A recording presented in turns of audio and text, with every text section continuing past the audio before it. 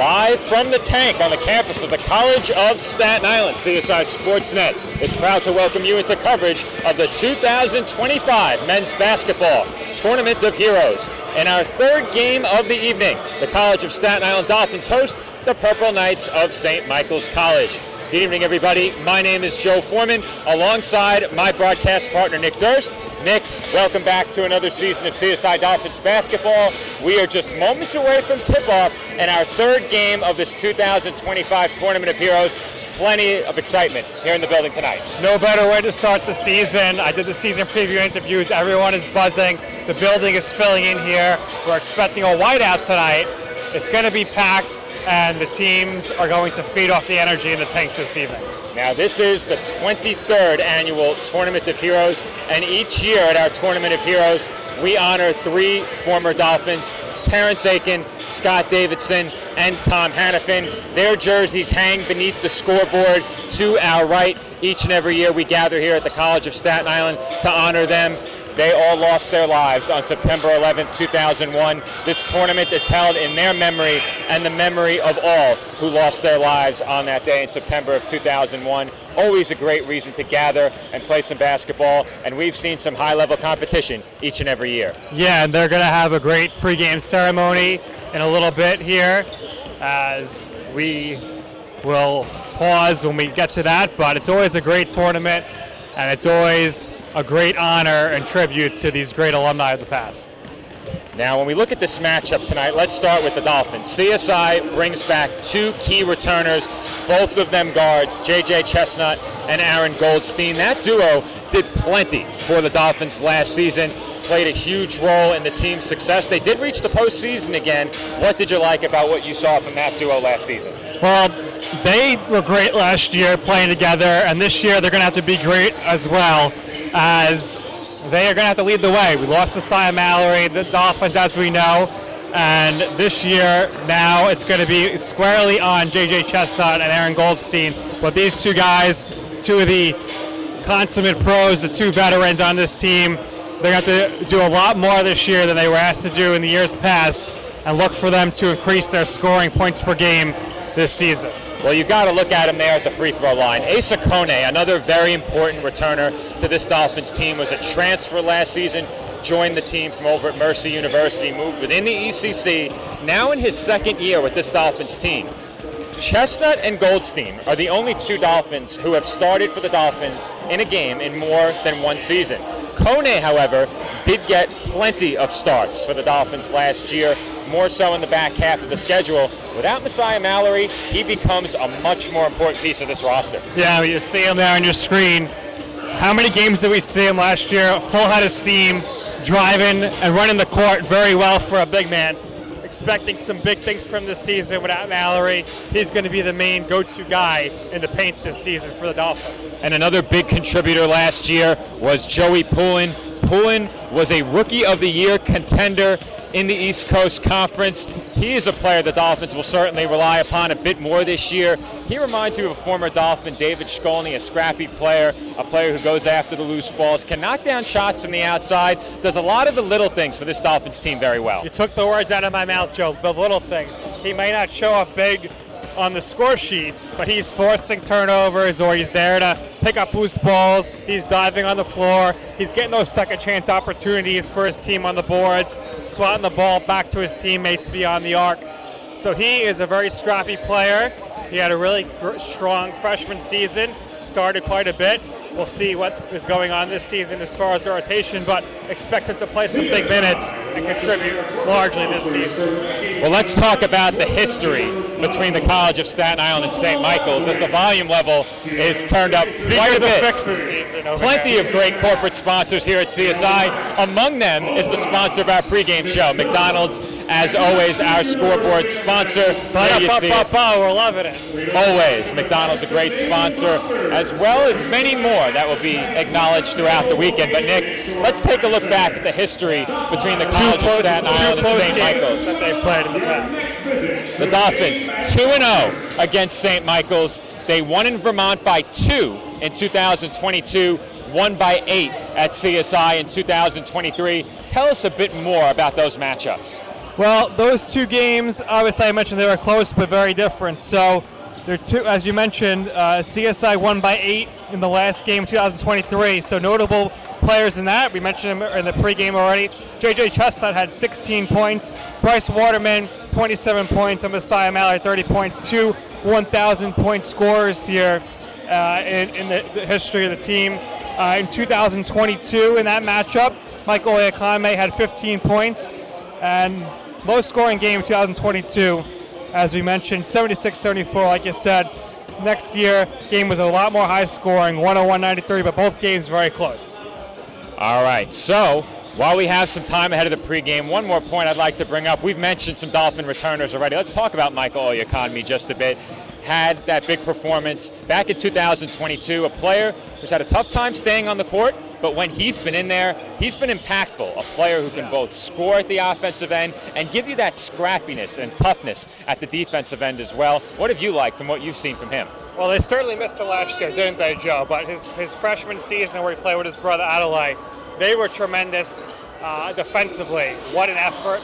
All the time on the glass, wreaking havoc.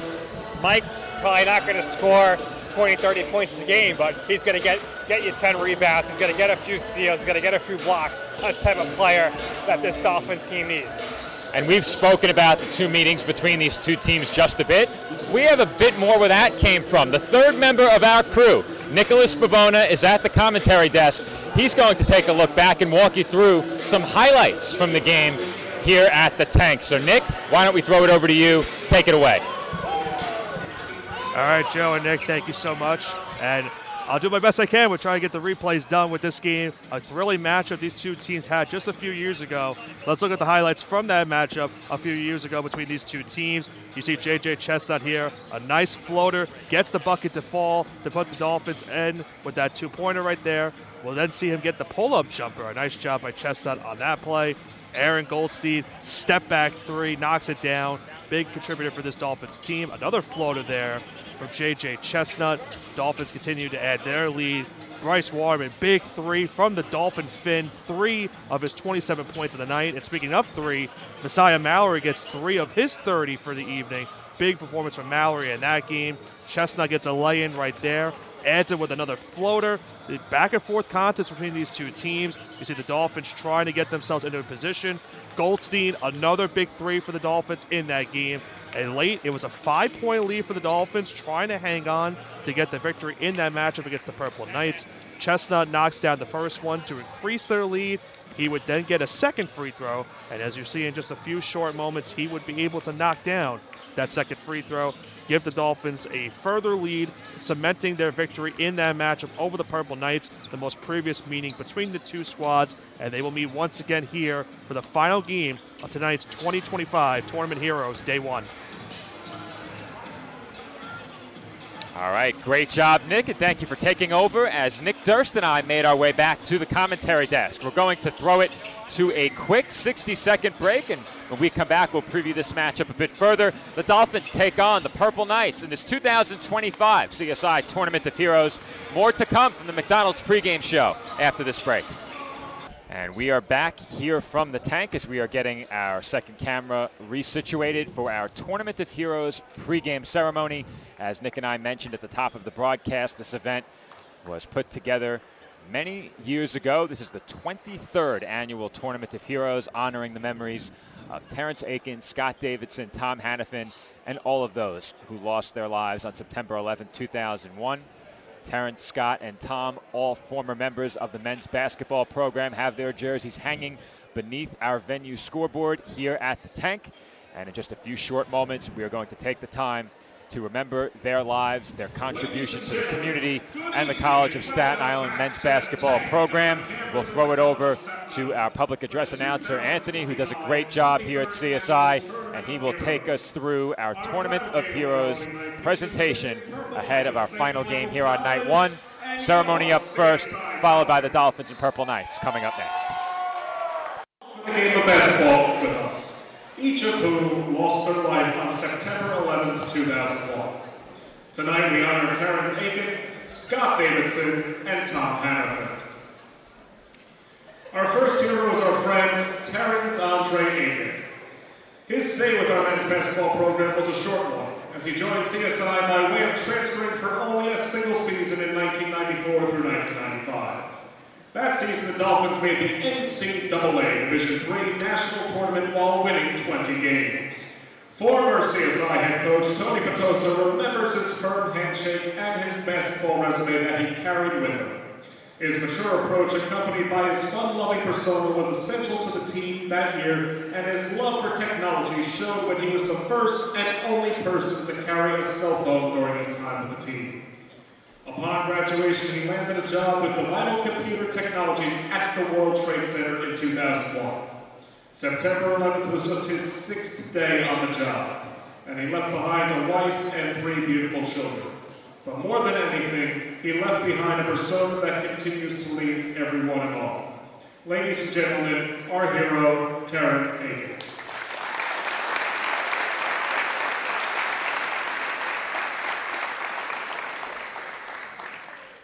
Our next hero, Scott Davidson, played for the Dolphins for his entire 4-year career from 1986 through 1989, starting on a pair of CUNY championship teams. His teammates recall with no hesitation his ability to carry teams, possessing the intangibles that oftentimes make good teams great. Scott's opponents remember hating having to play against him, but always respecting him after a tough 40 minutes. A few basketball officials can even remember some of the colorful words Scott had reserved just for them as well. His intensity in many ways was saved for basketball because many knew him as a very playful away from the court. Scott dedicated a lot of his time spent spreading fun and love to others around him, even when no one was watching. It's no small wonder that Scott's fiery personality and love and care for others resulted in his entry into the NYC Fire Department and later into the World Trade Center on September 11th. At the age of 33, Scott left behind a loving family that included his wife, Amy, and their 2 children. Often seen at CSI events and tournaments years after graduating, Scott was a fixture in this building long after his playing. Remove your hats for the singing of our national anthem, performed this evening by Jordan Ray. I'll try to get everything up again.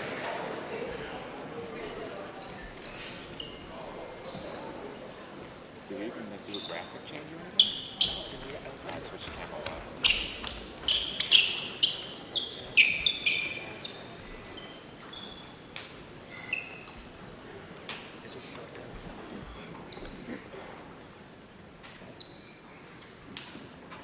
Oh, say, can you see by the dawn's early light what so proudly we hailed at the twilight's last gleaming, whose broad stripes and bright stars through the perilous sky, o'er the ramparts we watched, were so gallantly streaming, and the rockets red glare,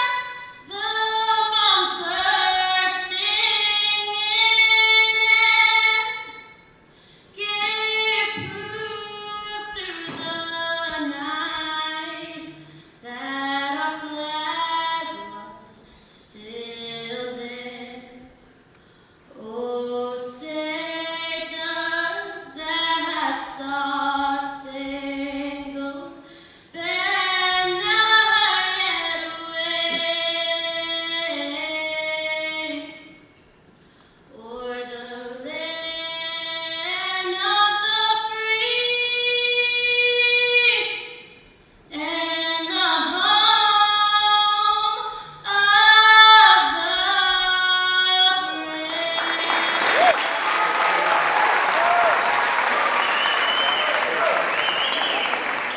Ladies and gentlemen, keep the applause going for Jordan Ray.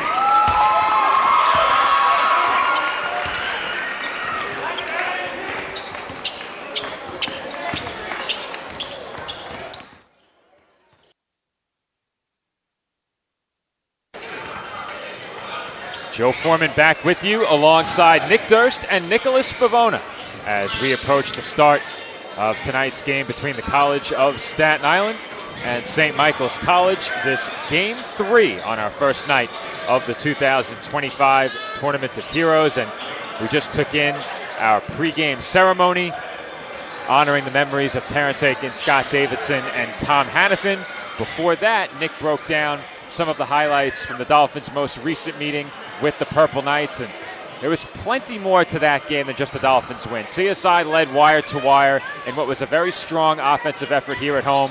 We've mentioned the point totals for Messiah Mallory and Bryce Waterman in the most recent win over St. Michael's, but CSI shot the ball exceptionally well as a team in that victory and have done a lot of good things against the Purple Knights in 2 meetings. Yeah, Joe, you look at it for that game, 57% from the field and 52% from the three-point line the last time these two teams met. 10 of 13 as well from the free throw line in the second half after not having an attempt in the first half of that game. J.J. Chestnut had 15 or more points in both games versus, in those 2 matchups, and then Mallory had 20 or more. So, of course, Mallory no longer on the team, so we'll see how the Dolphins react to that. And just 16 CSI turnovers in those 2 games as well against St. Michael's. And Nick, you and I have covered the Dolphins side by side for the past 4 seasons here on Sportsnet and watched this program ascend toward the top of the ECC. They're still looking for their first conference championship berth, and if they are going to get there, they're going to need big seasons from some of the returners we mentioned earlier. We've seen plenty of J.J. Chestnut and Aaron Goldstein during the last several seasons, and they are the only Dolphins who have started a game for this Dolphins team during at least 2 seasons with the program. We touched on that a bit earlier. This, of course, excludes the transfers who have started elsewhere, 2 of whom we would expect to see starting for the Dolphins tonight. But starting with the duo of the upperclassmen at guard, what are you looking for from Goldstein and Chestnut? Well, I'm looking for them to score more points. There's going to be a scoring void. Chestnut, 10 points per game last season. I'm looking for him to up that to around 16 points per game. Goldstein, 12 points per game last season. We're looking for him to push 20. I'm expecting the ball to be in their hands a lot more often. They're going to be asked to score more, and I think they're both up for the challenge. And shifting our attention to St. Michael's, they've lost a lot of scoring from last year's squad. 3 of their top 4 scorers from last year are no longer with the program, but this is still a team that did not shoot the ball particularly well last year. They were good on the glass, but opponents shot 44% from the field and 37% from the field against them in a 9-21 season. Facing a Dolphins team that has also lost a lot of scoring and a major interior presence in Messiah Mallory, how can the Purple Knights approach this game to come away with their first win against the Dolphins? Well, you look at what St. Michael's did last season. They attempted over 850 threes last year and shot 32.7 from behind the arc. Opponents nearly shot 37% from the three-point against them as well. The Dolphins also shot over 800 threes last year, and like the Purple Knights, opponents shot well from behind the arc against them, 36% from that arc. Outside of Rico Bird and Nolan Merrill, the rest of the St. Michael's roster has combined for just 22 total starts with the team. So they're going to need those players to step up in new roles. And Division I transfers, Zacho Littleton and Ralph Dumont will now join the roster. So we'll see if that D1 criteria can help them in the D2 level as well. Well, Nick, I'm glad you picked me up. I said that opponents shot 44% from the field and 37% from the field against St. Michael's. It was 44% from the field and 37% from downtown. So I'm glad you had that in your notes as well. And Nick, before we meet the starting lineups for these 2 teams, I want to talk about your conversations with this Dolphins team. A lot has changed in terms of personnel compared to what we saw last year, but the entire coaching staff remains intact with the addition of Justin Zeres as well. What was the sentiment among the players and coaches you spoke to ahead of this game, and what are the expectations surrounding this team entering the season? Well, it's simple. The roster may have changed a little bit, but the theory and philosophy is not. And that is, we're going out there, we're going to play hard, we're going to compete, and the expectation is to win. And these players have themselves to high expectations. They want to obviously win the ECC, and that's their goal. And that was the goal last year and the year before, and that's not going to change under this great coaching staff. All right, so the Dolphins starters are being introduced as we speak. We're going to have to get the St. Michael's starters one by one. I've pulled them out of the live stats. Nick, you have those. So I'll start with the Dolphins, then you'll introduce the Purple Knights. Starting lineup for the Dolphins: at guard, a 6'3 sophomore from Troy, New York, number 1, Joey Poulin. Also at guard, a 6'2 senior from Watervliet, New York, number 3, J.J. Chestnut. At forward, a 6'8 senior from the Bronx, number 10, Asa Kone. At guard, a 6-foot junior from Staten Island, New York, number 21, Aaron Goldstein. And at forward, a 6'7" junior from Springfield, Massachusetts, number 32, Eric Tynes. And Nick, you have the starters for the Purple Knights. So the Purple Knights, number 2, Latique Briscoe Jr., the junior guard. Number 5, Zoko Littleton, he's a senior guard. Number 20 is the junior forward, TJ Hennigan. Number 21 is the senior forward, Nolan Marold. And number 24 is the redshirt freshman guard, Mac Kelly. The head coach is Eric Eaton. Joe, let's keep an eye on the height of the starters here. Hennigan and Marold, both 6'8". A lot of size. The Dolphins will counter with 6'8 Asa Kone and 6'7 Eric Tynes. And as always, the Dolphins make their way over to our broadcast table, delivering the fist bump pregame. First outing of the season for these Dolphins. They take the court here at the Tank in our third game of the day. This day one of the 2025 Tournament of Heroes. 2 games already in the books. St. Thomas Aquinas over Georgian Court. And in game 1, Assumption knocked off Chestnut Hill.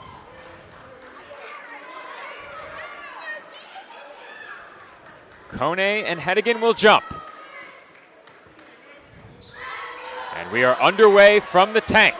Dolphins control the opening tip, and J.J. Chestnut will run the point. Chestnut with it. Well beyond the top of the arc. This is Poulin on the wing.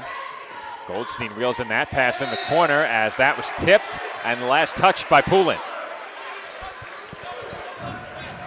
Looks like it might have went off Briscoe Jr., but it was off Poulin. Poulin's holding his hands, so probably was off him.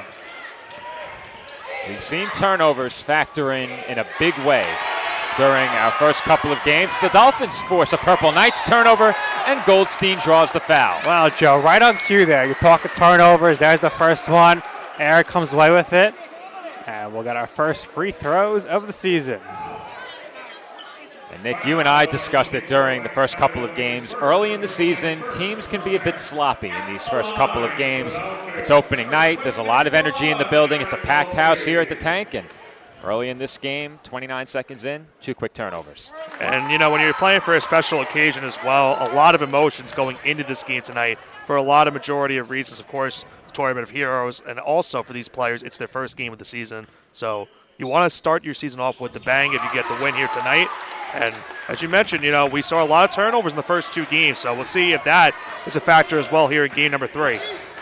Goldstein knocks down a pair from the line. The Dolphins lead 2-0. Matt Kelly drives the baseline, kicks into the corner. Briscoe Jr. has it stripped away. Goldstein with the steal. Goldstein thought about it and kicks out to an open Poulin. Off back iron, no good. And the rebound is pulled in by Marold. So far, trading turnovers. Pass to the corner was reeled in by Briscoe Jr. Marold commits the charge. Offensive foul. Bit too aggressive on that move in the low post. And that officially goes down as yet another Purple Knights turnover.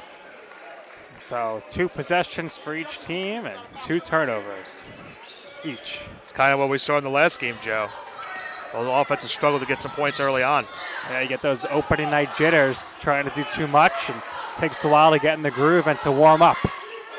That's a great point, Nick, because we also saw that. The second half, both teams started to finally get some offense going. I think it held especially true in game 2, but as that game went on, that is going to be a 2-pointer. Yeah, if Kone's knocking down a long-range 2s, it's going to be a recipe for success for the Dolphins. In that second game, the 2 teams really tightened things up. in the second half, played a lot less sloppily. Corner three is good. That's TJ Hennigan. Hennigan getting the scoring started here for St. Michael's. Dolphins lead it 4-3, just over 2 minutes gone by in the first half. Poulin on the wing for Kone. Quick pass through the hands of Tynes. A little too quick there. Tynes couldn't handle it. Tynes, the transfer, as we mentioned, from Queens College, right in the starting lineup here, expected to play a big role for the Dolphins this season. Purple Knights with it right in front of the Dolphins bench. Briscoe Jr. picked up his dribble, had to give it up. Kelly defended by Goldstein, wanted a screen. Quick pass to Merrill, he thought about it, takes it inside and draws the foul.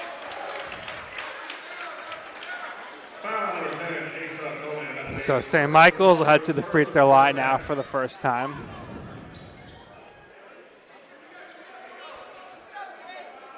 Kone picks up the foul, and I think something the Dolphins will have to contend with all season is the threat of their bigs getting into foul trouble. You have Kone and Tynes in the starting lineup. There is only one other player on this Dolphins team that is active tonight with a height greater than 6'4". So you lose one of these two bigs to foul trouble, and that could create issues in terms of size mismatches. For sure, and that could be an issue, especially when you guard against a team with a pair of two 6'8" players. Merrill, 1 of 2 from the line, ties the score at 4. This is Kone for Chestnut. He was pressured heavily there by Briscoe Jr. Kone left open, off the mark, rebounded by Tynes. Tynes fall away shot rolls off. Kone offensive board feeds Poulin, who can't finish, and the Purple Knights control. Looks like Poulin was blocked there. Great job underneath. Looked like Marold. Going right at Kone was Zacho Littleton, could not finish, and it was last touched by St. Mike's.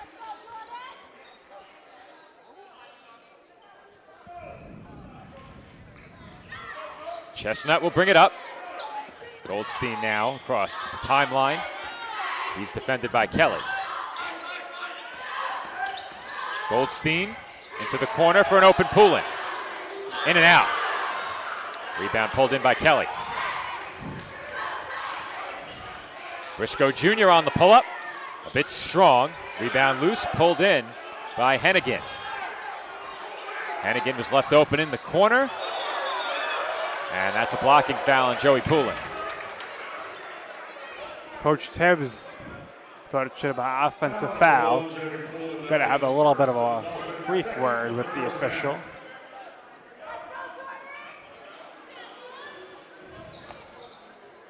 Here's one more look. At the line for the Purple Knights will be number 20, TJ Hennigan. Hennigan to the line. Chance to give the Purple Knights their first lead.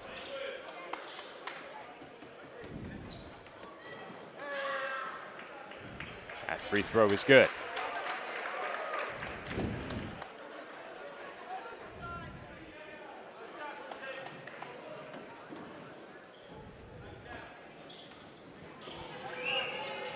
Hennigan 2 for 2 from the line. 6-4. Purple Knights over the Dolphins.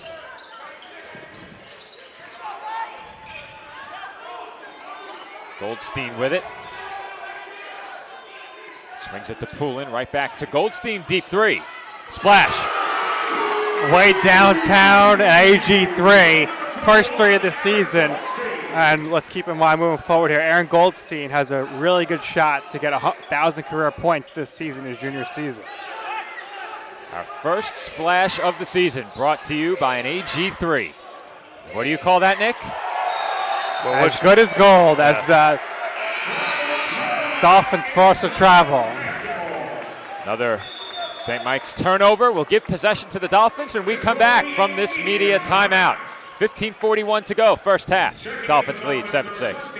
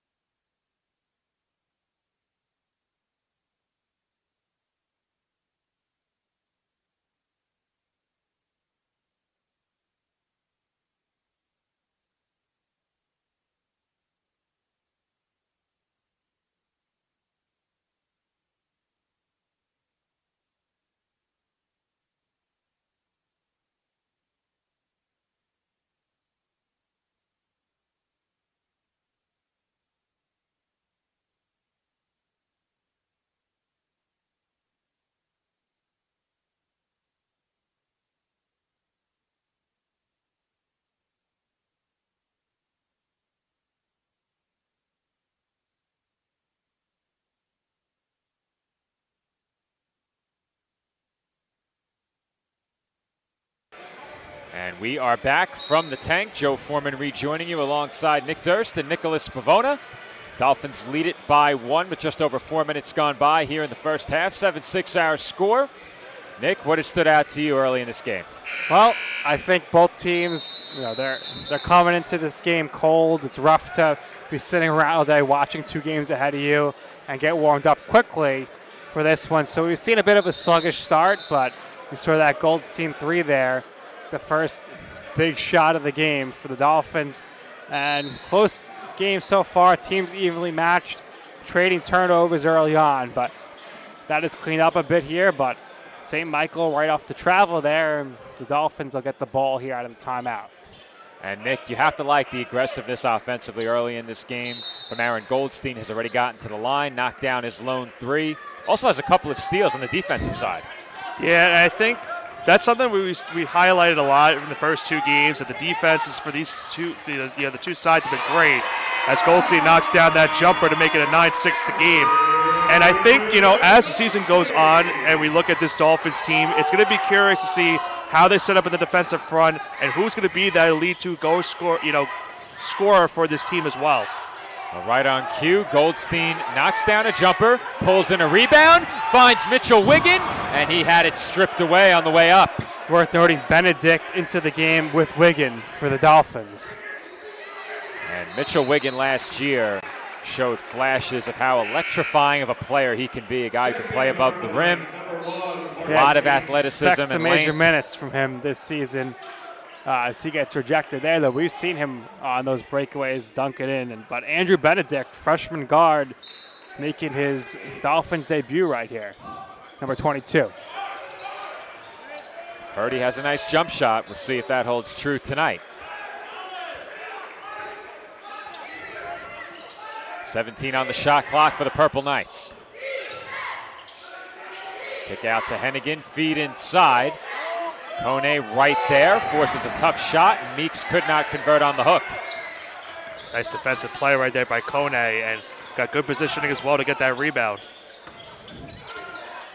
Goldstein was being harassed by Kelly, had to give it up. Now Benedict right back to Goldstein.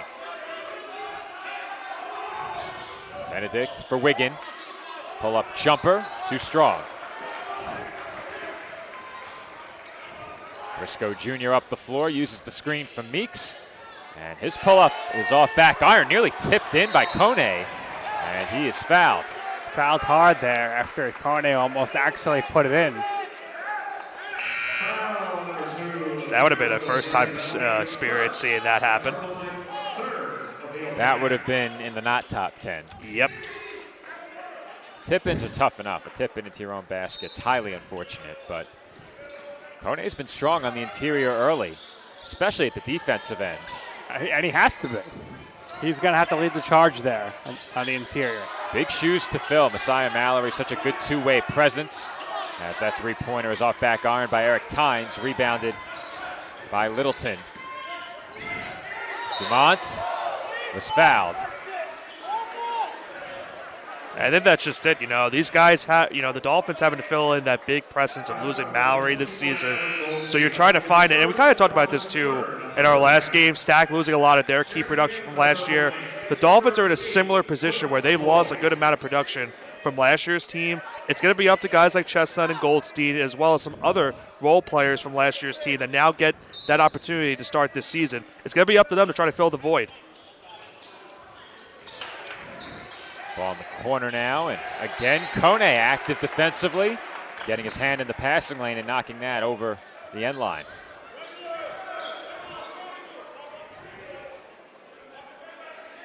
You'd expect that the Dolphins' bigs are going to log a lot of minutes this year, as that three-pointer is in and out, halfway down for Littleton.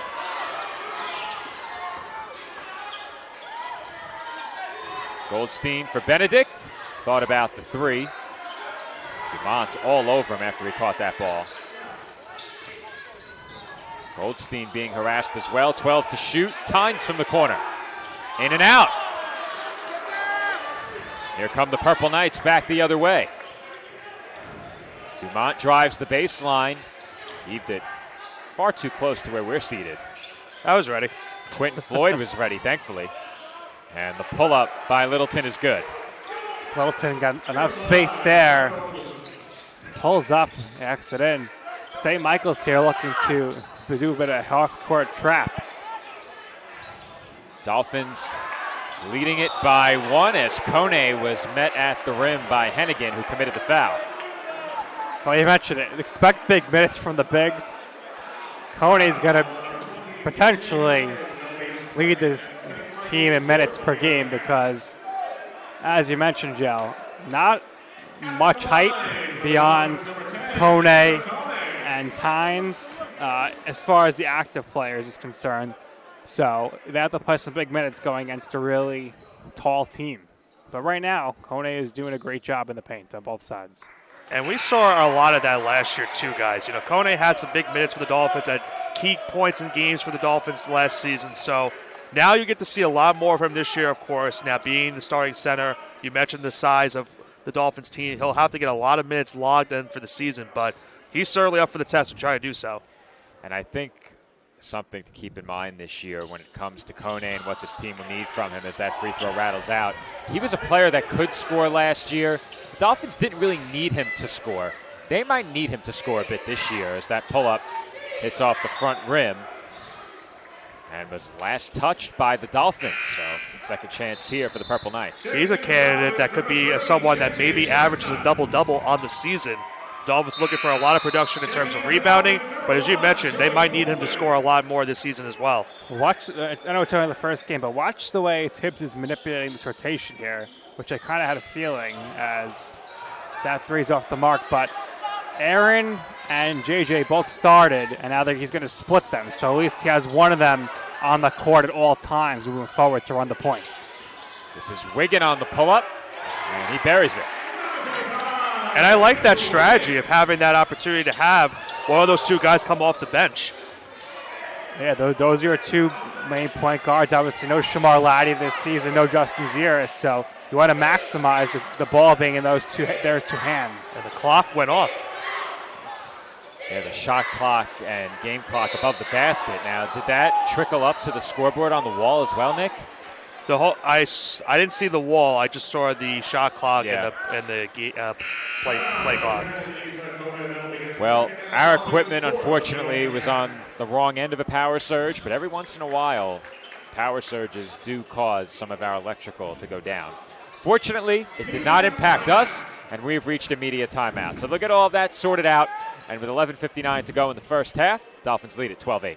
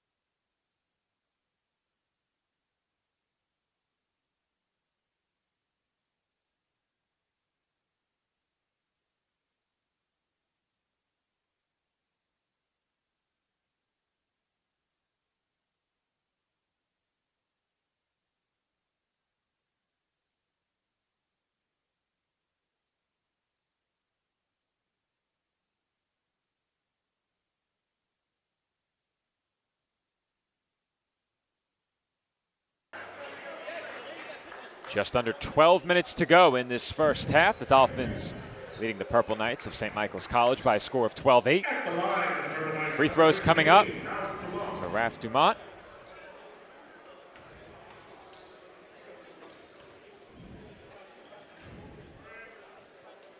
And his first attempt from the line is good.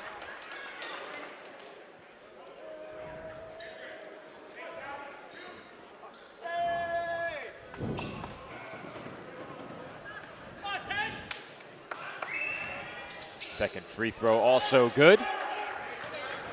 The Dolphin lead is trimmed down to 2.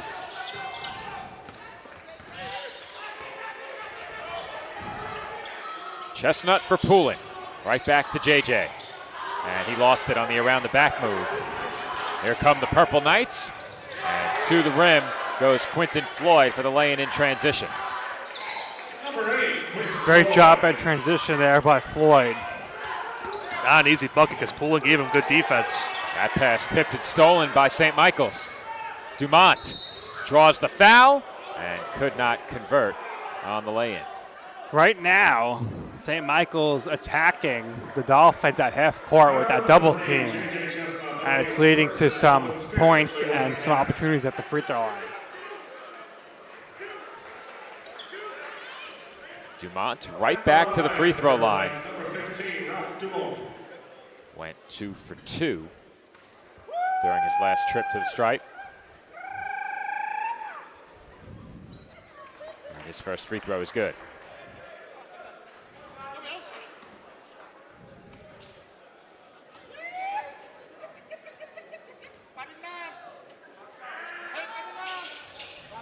That free throw off the back rim and out.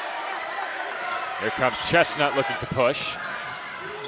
That was Elijah Darby with the rebound, checking into the game. He's the lone Dolphin active tonight on the bench, who stands over 6'4". He's effectively the third big man in this game. He last missed all of last season. That shot no good by Mitchell Wiggin from the free throw line. Purple Knights now possess it, leading by 1.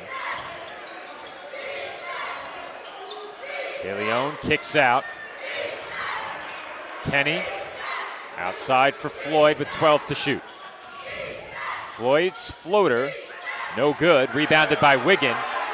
Wiggin racing up the floor to the rim and banks it in. And that's what we saw so often from Wiggin last year. Wiggins got that explosiveness, and then he had the muscle there to finish that at the rim. Going coast to coast on that play right there, and you saw it quickly after he got the rebound, went right towards the bucket to get that lay-in. Well, you love to see that. Grab the board, get out in transition quickly, and finish at the rim. As Meeks couldn't finish there, and Wiggin was hit in the face. Otherwise, he may have been off running again. Certainly looked like he was ready to go, but looks like he got poked in the eye or something. And Darby there, he had a really strong defensive play, which ultimately led to the ball going towards Wiggin. We mentioned an early aggressive start for Aaron Goldstein, who checks back in. How about the aggressiveness of Mitchell Wiggin at the offensive end? Has already attempted 5 shots, 4 points, and a couple of rebounds in just 5 minutes. Wiggins going to go over the trainer table, but he's coming out with aggression, and he's playing like he's got something to prove this season. He's in a great deal of discomfort at the end of the Dolphins bench. So yeah, I hopefully mean, he's okay. if he got hit in the eyeball, that's going to take a few minutes. Yeah. Tynes, pull-up jumper, rattles in. Tynes passed up the open 3 there, takes the 2, knocks it in. When you have a big who can stretch the floor, that is a huge boost to a team offensively. Tynes' first point as a Dolphin. Dolphins very familiar with him from his time in the ECC.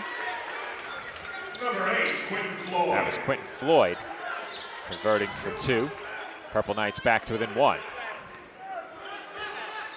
Low scoring half thus far. We are beyond the midway point, 9.5 to go. Just 31 points combined for the two teams. And Chestnut is rejected by Meeks. Big height difference there. Tough to go up on a 6'10 defender. At 6'2", as that three-pointer is good by De Leon.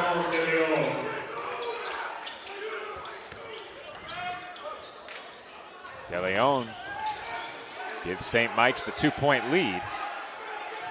Dolphins get it back out to Chestnut, 15 on the shot clock. Goldstein, splash!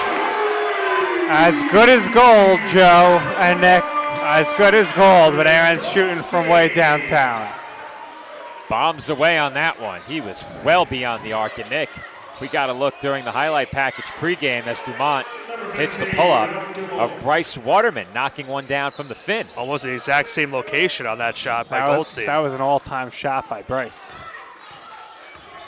Not many players have the green light to pull up from there, but Goldstein clearly does from Coach Tibbs as Chestnut draws the foul. Now, I want to comment here on Aaron Goldstein.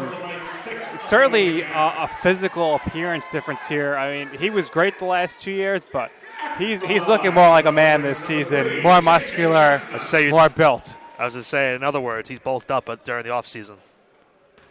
And you've seen it early on here, paying dividends. Every 6 months or so, I think everyone needs a good ball. I was on a perma-bulk for about 2 or 3 years there. Chestnut's free throw is good. JJ goes 2 for 2 from the line, and the Dolphins lead it by 1.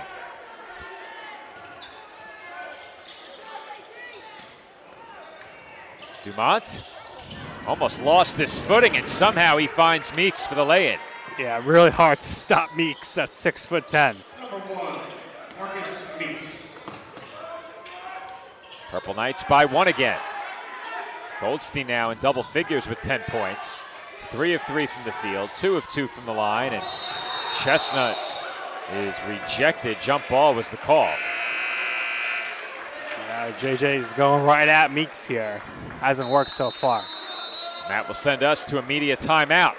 7:53 to go in the first half. Purple Knights over the Dolphins, 22-21. Timeout. So let's welcome.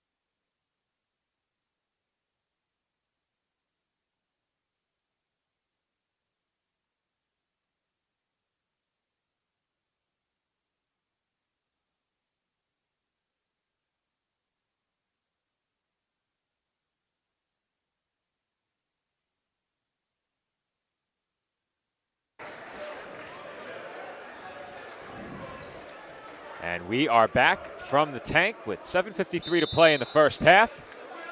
St. Michael's over Staten Island 22-21. Leading the way in scoring for the Dolphins. Aaron Goldstein with 10.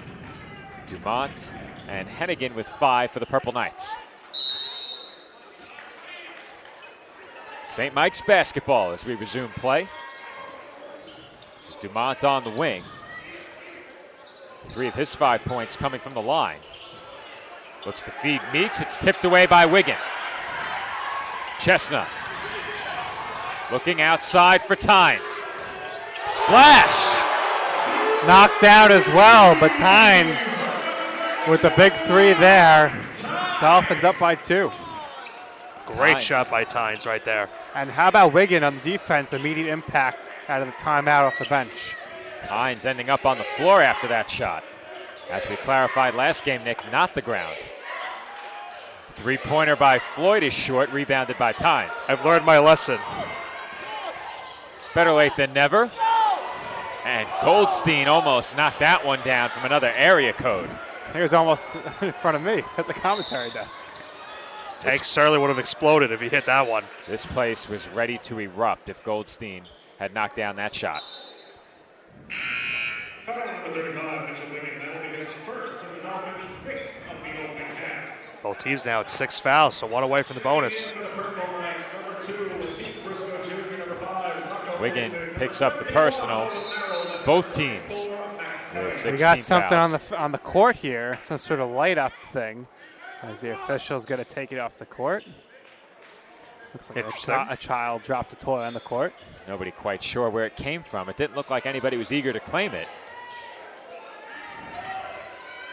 And good defensive play there Briscoe Jr. was completely tied up, and the Purple Knights end up missing a 3 from the top of the arc. Ball goes out of bounds. CSI basketball. Littleton got a good look there, but it wouldn't fall on the ball out of bounds. Mentioned Littleton, a D1 transfer from Rider University last season. We're going to showcase his talents here for this Purple Knights squad. Poulin for Wigan. Wigan off the spin. Could not convert. At the very least, he heads to the line for one. We'll see. Like It it was was a in the one-on-one. act of shooting. It was not.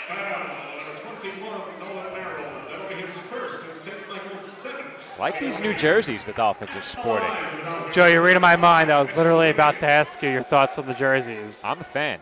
Now, I'm pretty sure, and I'll ask him at halftime, but Tibbs definitely designed these jerseys.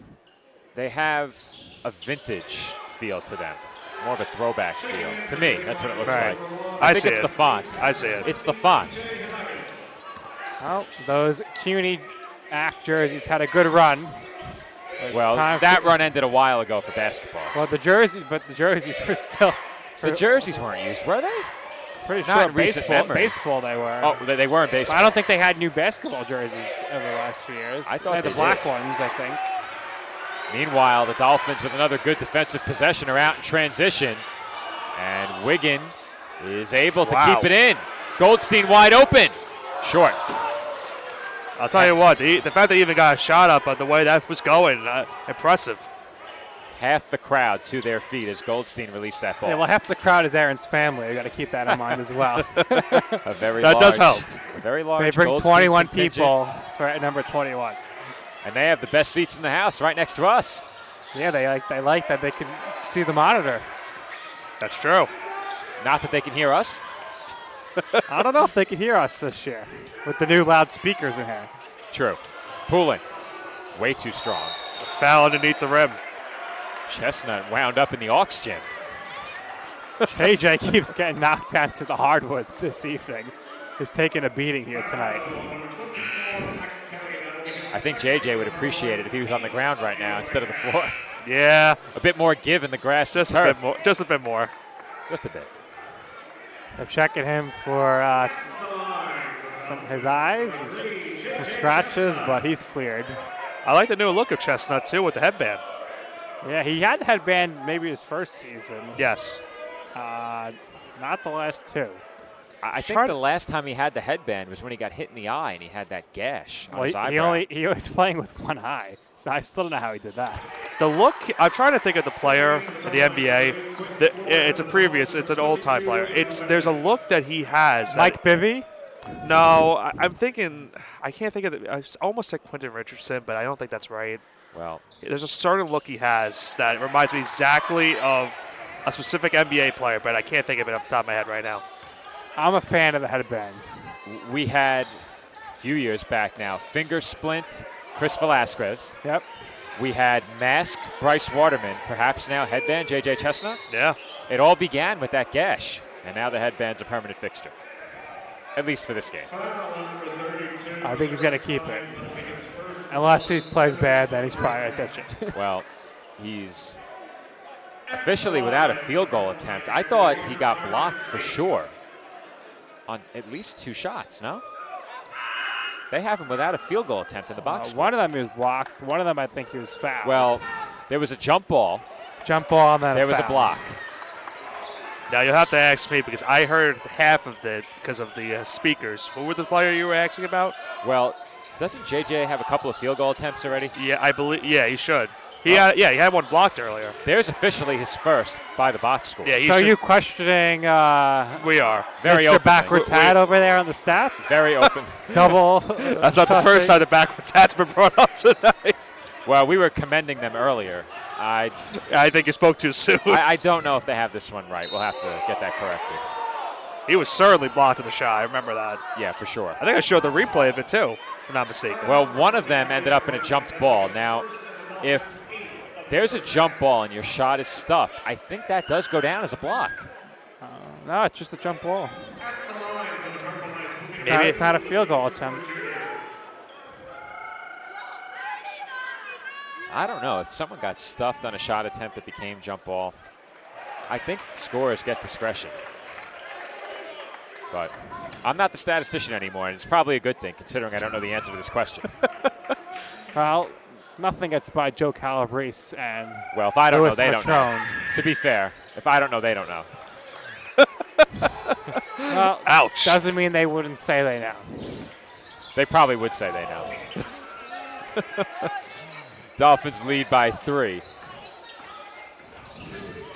Bounce pass along the baseline. Benedict can't find any room. Tynes makes the save. Now Chestnut. Had his pass tipped. Tynes pull-up jumper is good. Big shot there. 5-point lead now. 4 minutes left in the first half. Again, another possession that didn't look pretty off the rip, but the Dolphins do get that pull-up jumper by Tynes. This has really been a grinded-out, hard-fought first half. CSI lead is 5. And be sure to stay tuned through halftime. We're joined by men's basketball head coach TJ Tibbs. Nick will get his first conversation of the season with Coach Tibbs, and maybe I get one step closer to one of those coach's jackets. It's the little things, as I like to say. It's a big thing to me, Nick. It's a big thing to you, though. As we head to immediate timeout, 3:44 to go in the first half. The Dolphins lead it, 28-23.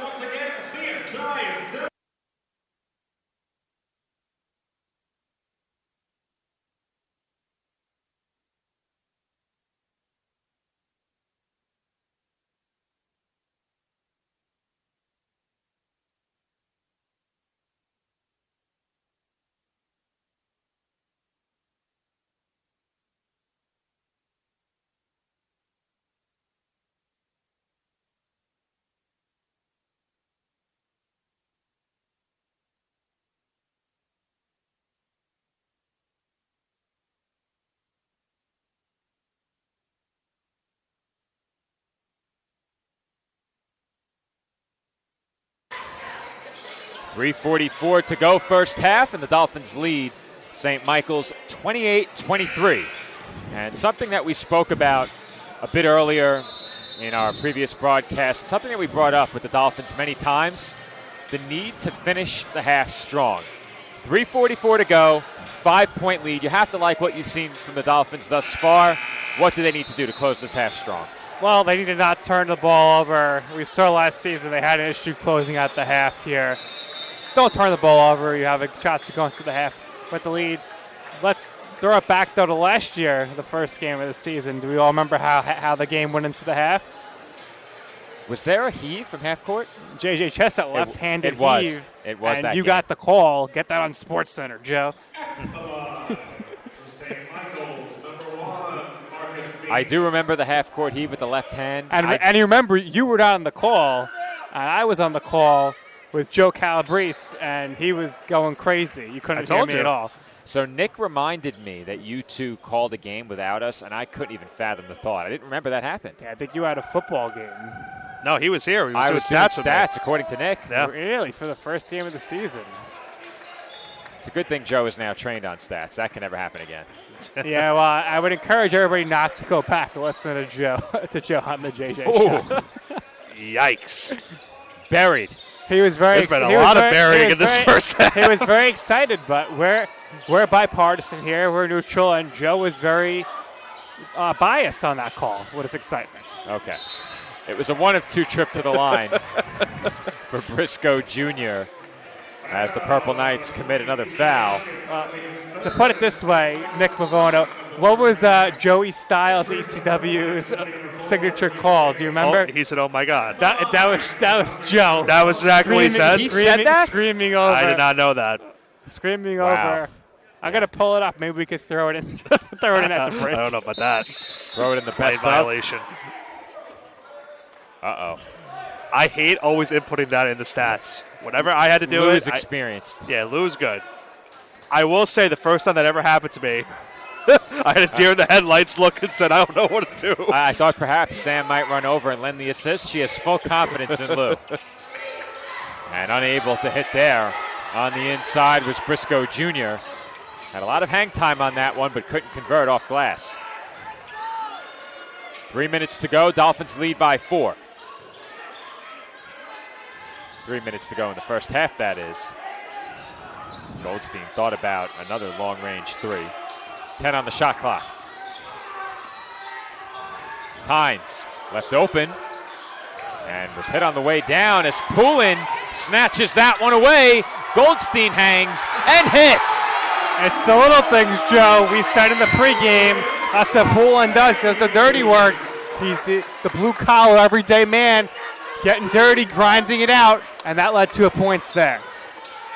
Poulin 0 for 4 from the field, but he has 3 rebounds and 4 assists, plus all the little things he does at both ends of the floor. And we said it, Nick, that's the kind of player he is. Here's one more look at that last sequence. It's a great giveaway as well. Forcing the turnover, then finding the cutting Goldstein for a very tough 2 points, and the Dolphins will go to the free throw line for the double bonus. Well, I hate to question the stats desk, Nick, but if you ask them, he grabbed that rebound. What was that? If you ask the stats desk, Poulin grabbed that rebound. No. No. Come on, what are we doing? We got to take notes, boys. Goodness. We're going to come over with this list of corrections. Who's calling? Who's calling? Timeout on the floor. Well, this is why I capture Lou's got replays. his thinking cap on, so let's not question him. Yeah. You know he means business. It's on backwards, but he's not calling the game. Joe is. That's true. 2:25 to go first half. So who's to blame? is the Our question. score, 31-24. We'll be back in 30 seconds.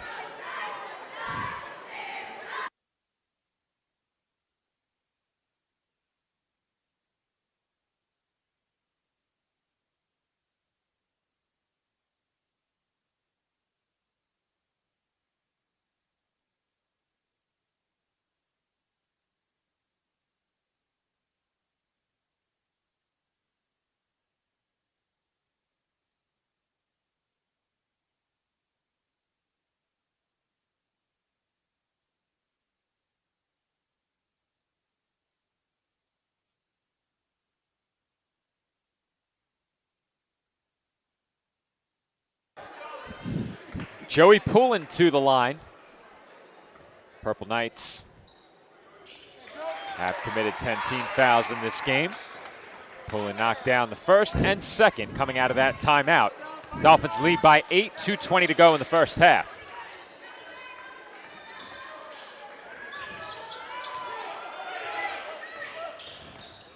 Kick out into an open three, and Littleton knocks it down.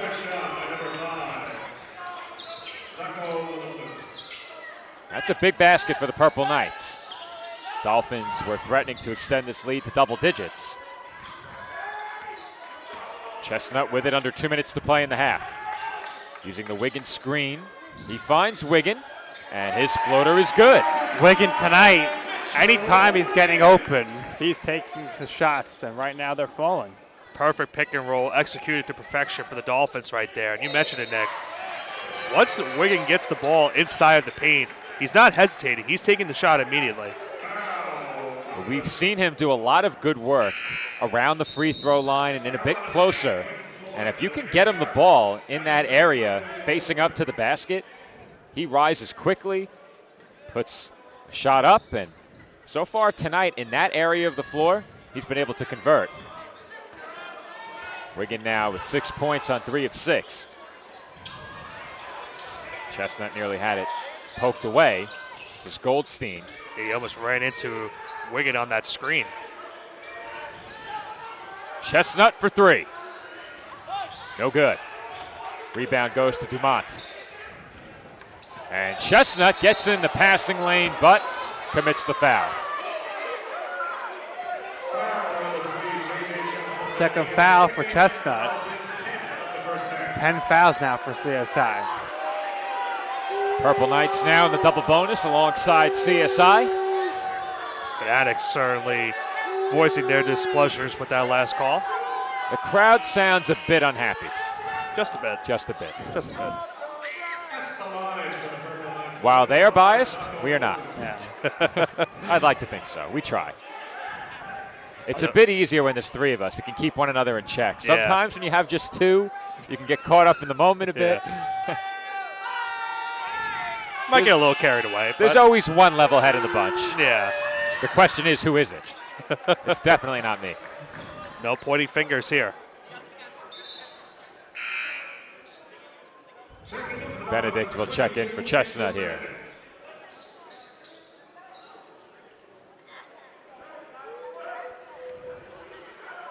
One more from the line for Zacho Littleton to make it a 5-point game. You have to love the attempts by the Fanatics Well, to create some distraction. Fanatics, they'll help be closer in the second half to the free throw shooters since they're to our right. There's a good defensive play by Littleton. He now has it in his hands, and the Purple Knights will reset. To make this a one-possession game here, the Purple Knights. 50 seconds left. I think they're going to try to go 2 for 1 here as well. Pull-up jumper, short. Poulin secures it, and we'll find Benedict. Dolphins had a chance to go 2 for 1, but will run their half-court offense as they find Tynes on the baseline. Tynes being given a lot of room. Benedict, floater. Off the front rim, no good.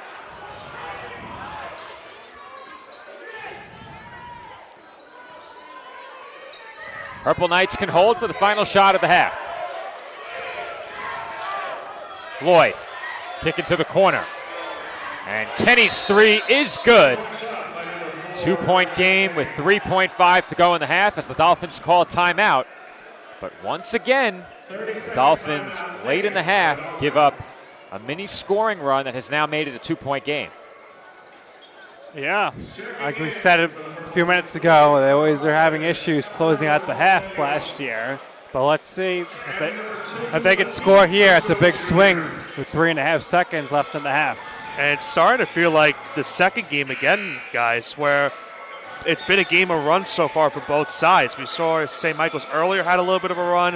The Dolphins got themselves a little bit of a run the last few minutes. And then this little spurt right here for the Purple Knights has pulled them to within 2. So we'll see what TJ Tibbs draws up on this last second play as the Dolphins look for some points to end the first half. So, Nick, what do you think here as you see who's on the court? Poulin, JJ, Aaron, Wiggin. I was and about to say, Tynes. look how they're setting up. Looks Yeah. like they're going for that football type pass, and they're going to set up as quote-unquote wide receivers. So is Aaron going to throw the deep ball? We know he was a baseball pitcher, so he's got the arm. I think they There had you go. that use it or lose it timeout as well, and they took advantage of it. This is Goldstein up toward the rim, well short. And that will do it for the first half. Coach Tibbs heads over. We'll He's be right ready to back go. with the TLC Physical Therapy Halftime Report. 32, and your CS.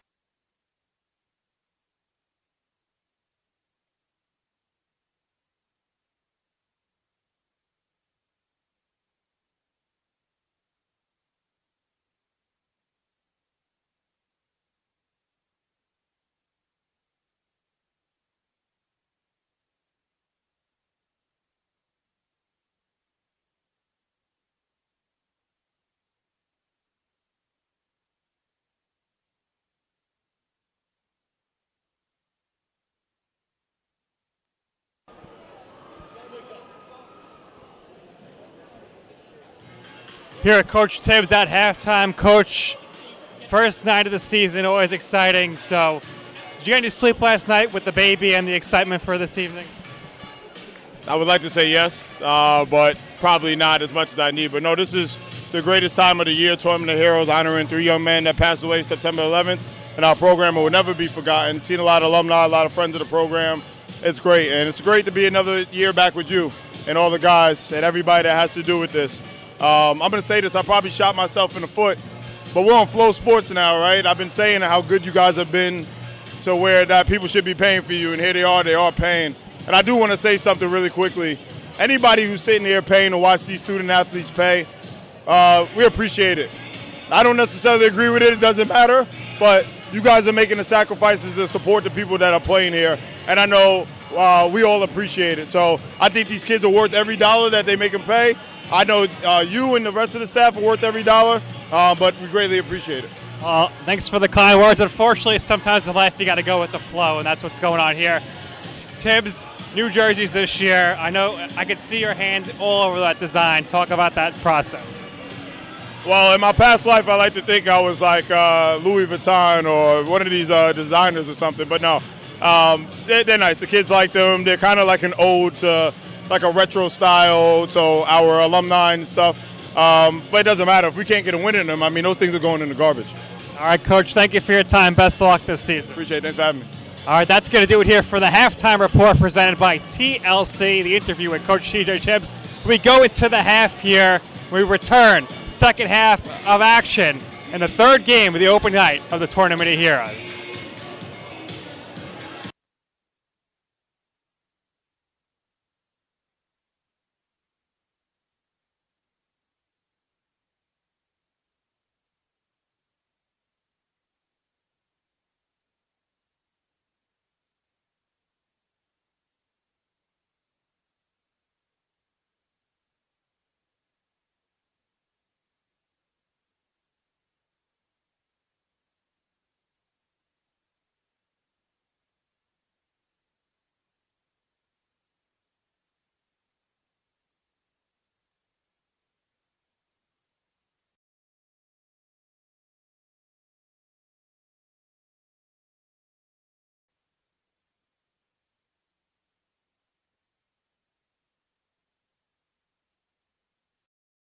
No, I'm right. The podcast that uncovers the origin stories of some of the biggest names in sports, media, and entertainment.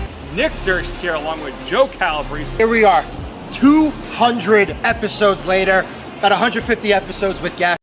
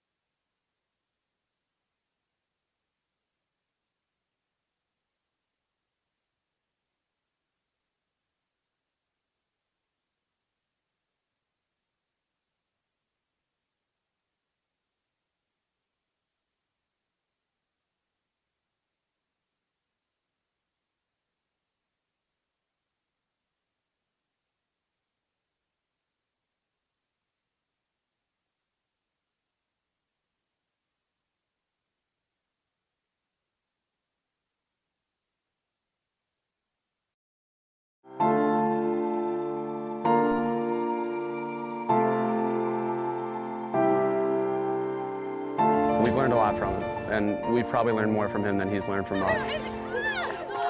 I think they're a real important part in my life. I can't describe it. It feels amazing.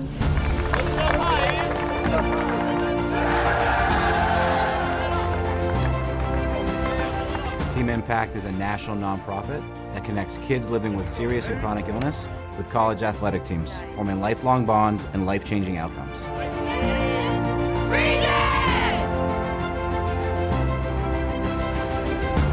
me a break it! Break it!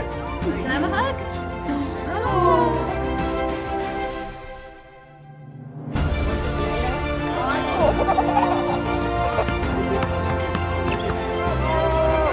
What's your favorite subject? Math.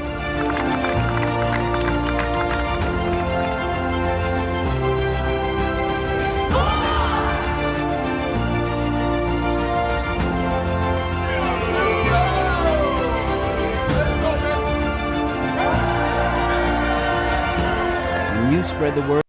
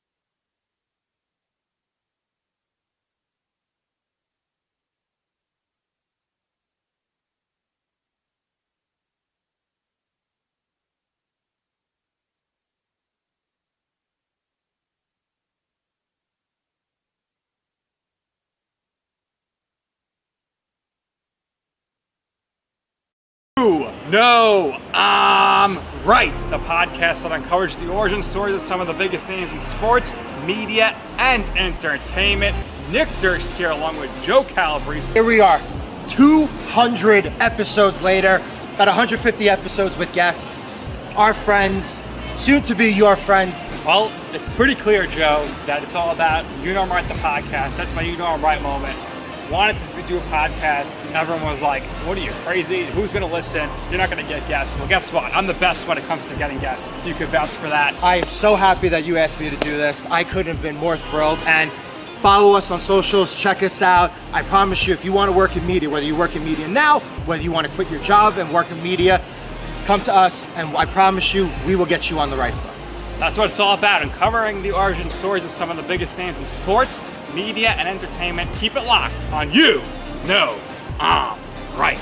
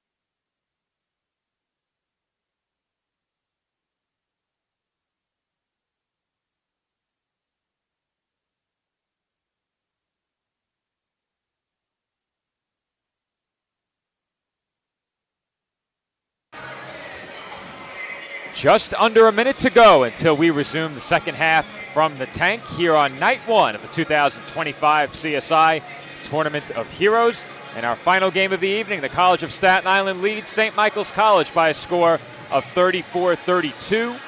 Neither team shot it particularly well in the first half, but as I said during the first half, it was really a grinded out, hard-fought first 20 minutes of this game. Nick Durst, the Dolphins, lead it by 2. It was a brief 5-0 run to end the half for the Purple Knights. What did the Dolphins have to do to slow down the St. Michael's momentum? Well, I think they just need to come out here and make their shots. Let Aaron Goldstein continue to score. He's the leading scorer right now at 12 points. And I think the best defense here for the Dolphins is going to be a good offense. And Nick Bavoni, you take a look for the Purple Knights. They do not have a single player in this game thus far with more than 2 made field goals. So I think you have to look at what the Dolphins have done defensively and be pretty happy with that. But as Nick Durst said, they could benefit from a few more shots knocked down. They're shooting about 37% in the game, just 3 of 13 from downtown. Who do they look to in terms of scoring? I think you look at, Middleton. We saw Meeks as well get a couple big plays too, as early on a travel for the Dolphins. And I think, we saw a little bit of spurts here and there for these two sides, getting buckets. And for St. Michael's, they got to find a way to try to get more points at the end of the day. And keep in mind, you talked about those stats. I think they're very grateful that they are within 2 points right now with the way that the three-point shooting's gone so far for them. Well, they won the turnover battle in the first half. They were 9 of 11 from the free throw line. The Dolphins 10 of 15. If you take a look across the box score, it was generally a very evenly matched first half, and the scoreboard reflects that. Purple Knights shot a bit better from 3, 4 of 9 versus the Dolphins, 3 of 13. And I want to point something out too, guys. That last foul was Kone's 3rd foul already of this game. We mentioned the Dolphins can very quickly get into a problematic situation if their bigs get into foul trouble. Yeah, Kone now with his 3rd is going to stay in the game. We saw Darby play maybe like a couple of minutes. Didn't look too bad, but obviously he's a freshman, so Dolphins going to rely on Kone and Tynes here for the big minutes. I think the point of attack now for St. Michael's becomes more, imperative than ever. Try to go inside the paint and force Kone to get more fouls. Well, off the missed free throw, an offensive rebound led to a second chance. That's a 4th foul on Kone. He's got to go to the bench. Yeah. And now, not only has Kone picked up his 4th, but it's another trip to the line for Nolan Merrill and St. Mike's. And Mitchell Wiggin will step right back in. I'll make that Briscoe Jr., who I thought was headed to the line, but they're going to say not in the act of shooting, perhaps? Yeah. Kone's going to have to sit for the next 15 minutes at least. I think there's a shot that he might come back a little bit earlier than that, but it's tough. It's tough with 4 fouls. He has to sit the majority of the second half. I don't think you can push it if you're the Dolphins unless you really need him in the game. And I think we're about to find out how much they need him. You're going to want to save him for crunch time. A quick turnover by the Purple Knights gives possession to the Dolphins. Dolphins clinging to a 1-point lead here now without their starting center. This is Tynes on the wing. Right back to Goldstein. Tynes, bounce pass for Chestnut. JJ's floater, no good. And the Purple Knights will keep it as there was a foul called. Briscoe Jr. got hit. I don't think they called the foul on that play, Joe. I think they just said it was out of bounds. Off the Dolphins? Yeah. All right. I thought they called a foul. Yeah, I thought so too. But and I thought the Purple Knights dropped the ball on the baseline. Yeah, that's what I think everyone was looking for, but no call on the play. And there was contact. You easily could have called the foul, but after that, I thought the Purple Knights dropped it on the baseline. There's a strong move inside through traffic. Matt Kelly converts and will head to the line for one more. Here's that play on the baseline, by the way. You know what? They didn't dribble it on the baseline. It did land there. That's the right call. If you slow it down, you'll see it. From our angle to the right of the play relative to the camera, it looked like the ball was dropped straight onto the baseline, but it landed there first and then was dropped in play, actually. So our angle, not a good one to analyze that play. Meanwhile, the Purple Knights take the lead. Kelly converts the layup through the foul and adds one more from the line. It's 36-34 St. Mike's. Wiggin lost it for a moment, has it back. Sends it outside to Tynes, now Goldstein. Chestnut for three. Way short. And Poulin has the putback and one. Poulin there scoops in the air ball from Chestnut, lays it in, and he goes to the free throw line with the chance for one more. Joey Poulin with rebound number 6. That field goal, also his first made field goal.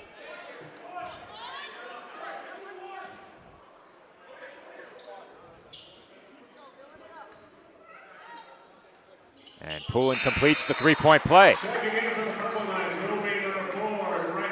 Great job there by Poulin to gather that ball, score, and make the free throw.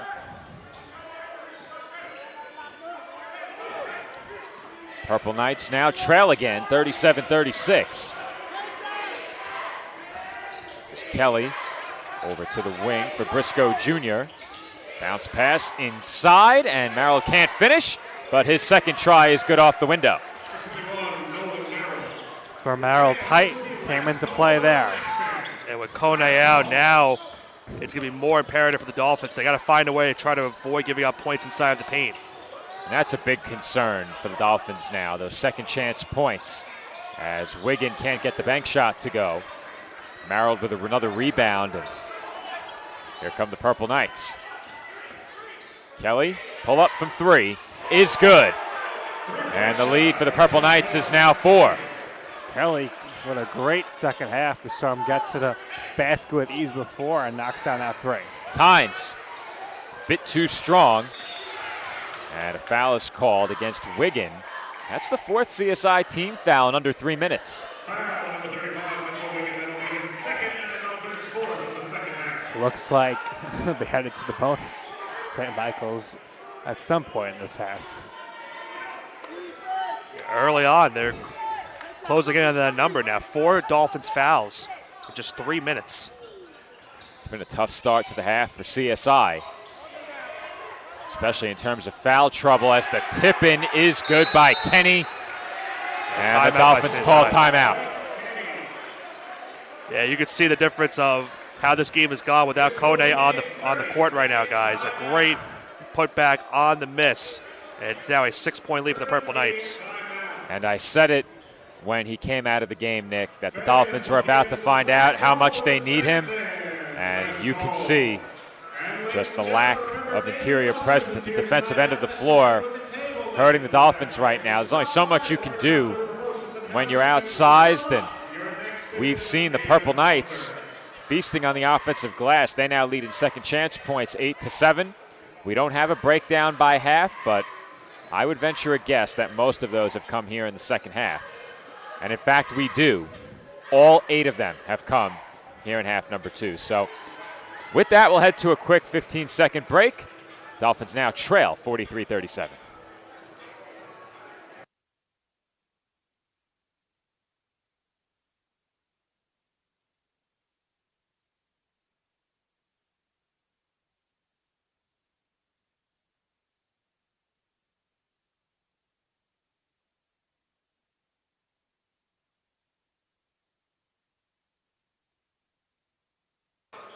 And we're back after a very quick timeout for an ad from the sponsors of Flow College. I did double check during that quick break, and our sidearm box score does not break down second chance points by half. It has the same number listed for both the first and second half.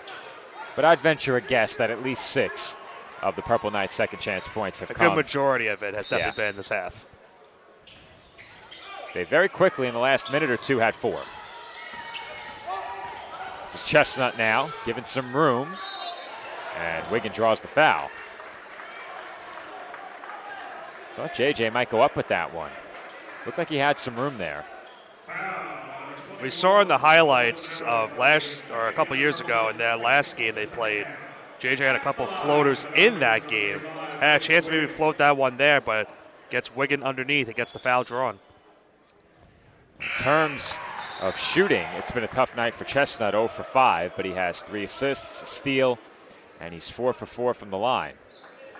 I think the stat that he would be most displeased with isn't the shooting, it's the 3 turnovers. Wigan now closing on double digits with the points. Averaged 4.2 points per game last season. We expect that number to go up for sure this year. Wigan goes 2 for 2 from the line, as right there I thought perhaps Dolphins may have gotten possession back. The crowd certainly wanted it. Fall away jumper by Kelly, a bit short.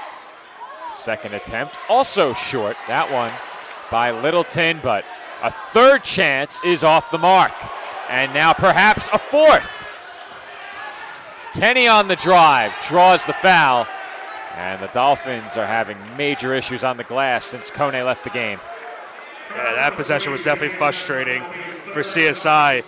And, the third offensive rebound, Poulin gets the rebound, I should say, and he got to turn it over immediately. It was immediately stripped out as he came down with the ball. So just great awareness by St. Michael's to keep that possession alive, and now they get free throws out of it. Just not enough height out there, so we'll see Darby come back in for the Dolphins. And he will check in for J.J. Chestnut. They have Kenny at 6'6", Meeks at 6'10", both out there right now. Those are the 2 bigs for St. Michael's.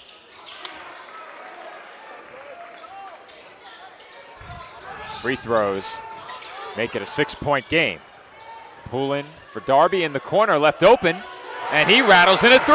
Well, we were expecting him to come in to clean up things in the post defensively.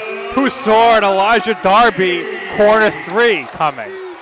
How about that for making your presence felt off the bench? Kelly commits the charge. And Aaron Goldstein is fired up.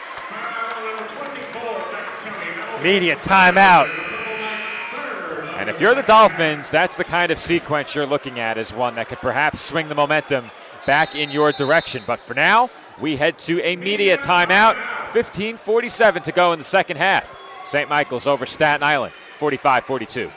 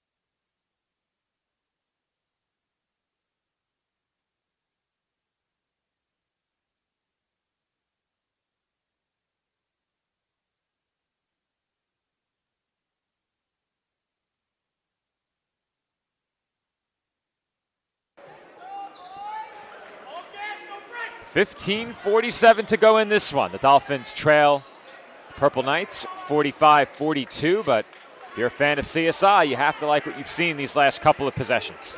Yeah, no nonsense right now. Taking care of business. Elijah Darby with the big 3, and then Goldstein during the charge.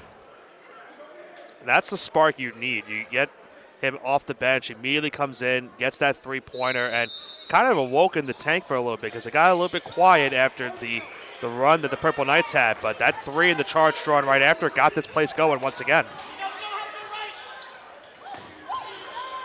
Goldstein gets it to Tynes across half court. Right back with Goldstein now. Calls for a screen from Darby. Alley-oop, and Wiggin throws it down. 4 letters, 1 word, dunk. What an alley-oop right there. I see what he did there. Wiggin from Goldstein. And we've seen him play above the rim time and time again. He got more than a bit above the rim on that dunk. We got to get another look at that, but Aaron called for that. To call for an alley-oop in a half-court set is incredible. Might want to put that one on the top 10 tonight. Wiggin kicking down the back door on I that got cut. it. Watch out. Good thing our table has some give. Our monitor is out, Nick, so I'm not sure why. Not sure either. Our stream is still here. Somehow, some way. All right, so I'm going to need a minute to try and get our monitor back. It only took, 25 minutes of game action for our first table collision of the season? Just about. Well, I think it helps a lot that the table is not locked in place. There's some more give for the players when they hit it. Yeah, because if it was locked, he was coming over the table. Yeah. For sure. And there's a lay-in for Quentin Floyd. And the Purple Knights now back up by 5.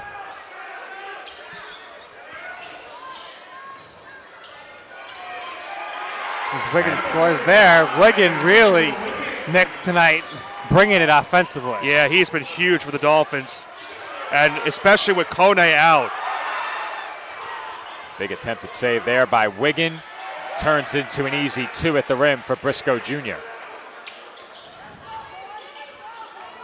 We might have lost the monitor permanently, Nick. Busted? We have no picture. He's barely touched. That's not good. That's definitely not good.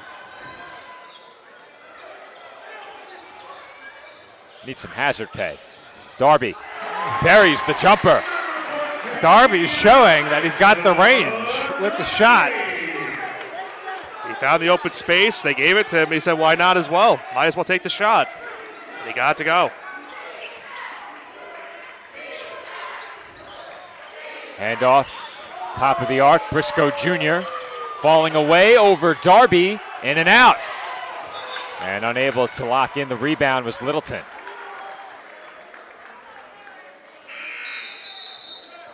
Checking in for the Dolphins, number 22, Andrew Benedict.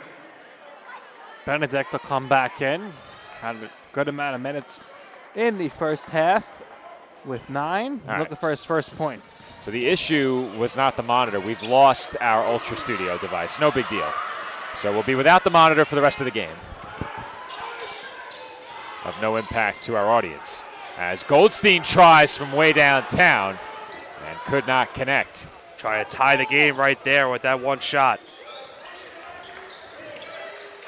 Kick out into the corner. Floyd on the drive.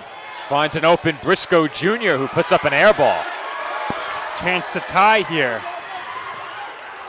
Benedict. Shot fake. Goldstein. Pull up jumper. No good. Rebound loose. And thrown off of Tynes, who keeps it in and is stripped on the way up. 19 on the shot clock. Well, guys, the long-awaited alley-oop, we'll get to see it at least on the stream. We won't be able to see it here on our monitor, but you mentioned it, Nick. Goldstein looking for the pass, perfectly placed, and a monster jam by Wiggin on that play. Brandon Torres making his Dolphins debut. Checking in now. Freshman guard from East Meadow, New York. What a time to step in when your team down 3. They're looking for some big minutes right now. Benedict. In and out. And Poulin got a hand on it. Benedict secures it. Goldstein rolls off. And a foul is called against the Dolphins as Marold tried to corral the rebound. That is 16 fouls on CSI with 12:17 to play. Marold's got to check out. I think he might have popped his shoulder. Yeah, you can see it. He is into some discomfort as Might have he... dislocated his shoulder. Yeah. Looks like he's grabbing more at the biceps. Upper arm, yeah. Probably got like a hard elbow there. Yeah, if you get hit in that spot right where the biceps connects below the shoulder, that can be very uncomfortable. Just over 12 minutes to play. Purple Knights in front by 3. Kenny back to the basket. This is Dumont from the corner. Gets inside, and the floater is no good, but another offensive board goes to St. Mike's. Stripped. Kenny thought he was fouled. It's taken away by Goldstein. Goldstein to the rim, banks it in. Cha-ching! Goldstein over the 6'10" Marcus Meeks. High off glass. The bank was certainly open, I'll give him that. The bulking up has helped so far here early on, and we said in the pregame, expect for his points per game average to go up this season. Dumont off the back rim, no good. And a chance now for the Dolphins to take the lead.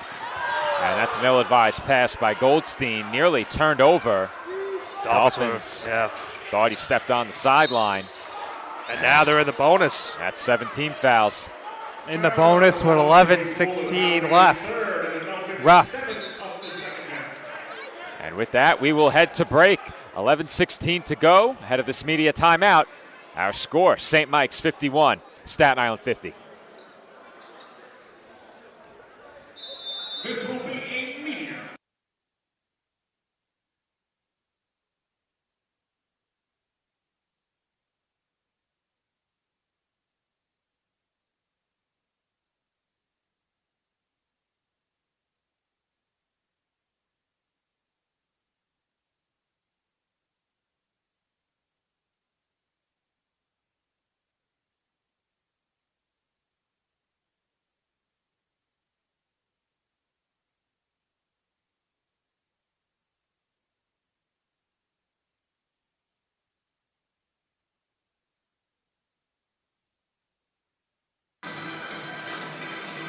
Just over 11 minutes remaining here in the second half of the College of Staten Island in our final game of the night during this 2025 Tournament of Heroes Night 1. And once again, we've been treated to a good one. We had a back-and-forth Game 2 after a more lopsided Game 1, and the Dolphins trailing by a single point, led for much of the first half. Here in the second half, St. Mike's has delivered a nice counterpunch.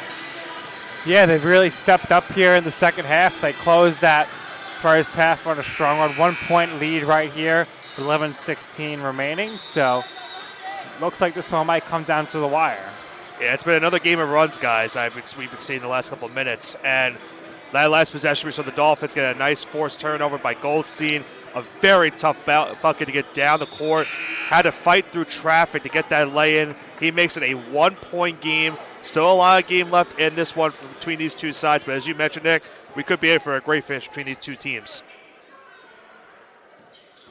And something to also note as well before we went to break, that last foul for CSI now puts St. Michael's in the bonus for the remainder of this second half. So 11 minutes. St. Michael's will have this bonus. Be a 1-1 here. Kenny's first free throw rims out. And that's a big miss. That will keep it a 1 point game. They give the Dolphins a chance to take the lead again. Goldstein with it. Looking outside. Head fake there. Bounce pass for Chestnut, who is rejected by Kenny.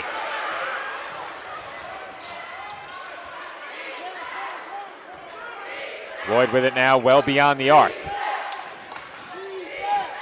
And he throws it straight to Wiggin. Wiggin, up above the rim, throws it down with one hand. Ready, Nick, all together now. 4 letters, 1 word. Dunk. I like that. I have another one for you next time. All right, waiting for it. I'll lead the way on the next one if there's one more. Dumont, spin move. Bounce pass inside. And the Dolphins all over De Leon inside. It will remain with St. Michael's. I think a foul was called, and it was. De Leon had 4 Dolphins and they called it on him. And they called it on St. Michael's, so it's Dolphin ball. That's tough. But if he perhaps helped Goldstein out of bounds a little bit with a shove, that would do it. But he was in there 1-on-4. Yeah. Benedict for Chestnut. Splash. A JJ 3 by number 3, JJ Chestnut. His first field goal of the game. Dolphins now lead by 4. And Chestnut delivers a big 3 right there. Floyd directing traffic, now Marold. And off to Kenny for 3. Way short. Offensive rebound and put back, no good by Dumont. Jump. And he foul. is whistled for the foul. I thought they called a foul. I thought they did too. They are calling a foul. Okay. Jump ball was not I think call. the initial was they were about to say jump ball, and then they changed it to a foul. Well, the signal right away was foul. Well, the St. Michael's bench is incensed. They can't believe it was a foul. Now don't look ahead, but the Dolphins are now 1 foul away from being in the bonus as well. 7-6 now. They gave a technical foul, if you heard that. I guess because the whole team came on the court. Yeah, so the technical foul will now award Goldstein 2 free throws. Do you have a replay of that sequence, Nick? I'll see if I can. Oh, you definitely didn't catch it. I don't if you think I just did, reported yeah. it. 2 free throws, and then Dolphins will get possession. Yeah. Dolphins will be number 21, Aaron Goldstein. So Goldstein will shoot the technicals. This is a big moment in this game. Goldstein is no good on the first off the back rim.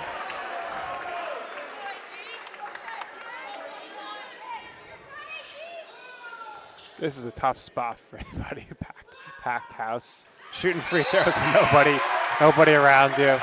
I was very glad that I was never that. I was okay free throw shooter. I was very glad it wasn't a great one and put it in that spot. I feel like you're up against a lot of narratives. A lot of pressure. There's so much pressure on you. Well, we all know, Nick, you're the master of drawing the charge. Of course. Unfortunately, I couldn't play in the game this year. Timing just didn't work out. That's why they lost. There was no defensive. It was presence. better off that way, Nick. It was 40 minutes of embarrassment for me. Goldstein, bounce pass Chestnut for Benedict. And his floater is off the front rim. You can see Benedict's playing with some first game jitters. He's getting some big minutes. Hasn't been able to score yet. Let's see if he grows into this role. 18 to shoot. Head fake there by Littleton, and his lay-in is good off the window. Great answer there. The players I highlighted at halftime as being the guy to go to if you're St. Michael's. That head fake awards him 2 points and puts it back to within 1 possession. Goldstein surveys the floor. 12 to shoot now, Benedict. Back out, Goldstein, deep 3. Splash! He's shooting the lights out, Nick. Blackjack, as good as gold. You stole the line right from me, Joe. I was going to say, he's just shot the light out. We got a replay of that and see if you can see the light going off. That shot short off the front rim. Second chance, no good.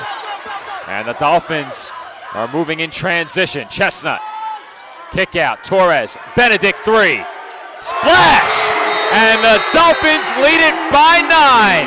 Timeout, Purple Knights. And Andrew Eggs, Benedict 3, brings the tank to its feet as we head into a timeout. Just got to look at that first 3 by Goldstein. In a second, we'll get the second 3-pointer that sends us into this timeout that will extend into the 8-minute media timeout. Huge 3-pointer. It is a 9-point lead now, or for the Dolphins going into this media. Biggest lead of the game. 8:07 to go, so I don't believe we reached the media timeout unless they made it a media. They made it a media. They made it the media. 30 to extend it to the media. With that, let's take a break. Our score, the Dolphins 62 and the Purple Knights 53. CSI in the midst of a big run.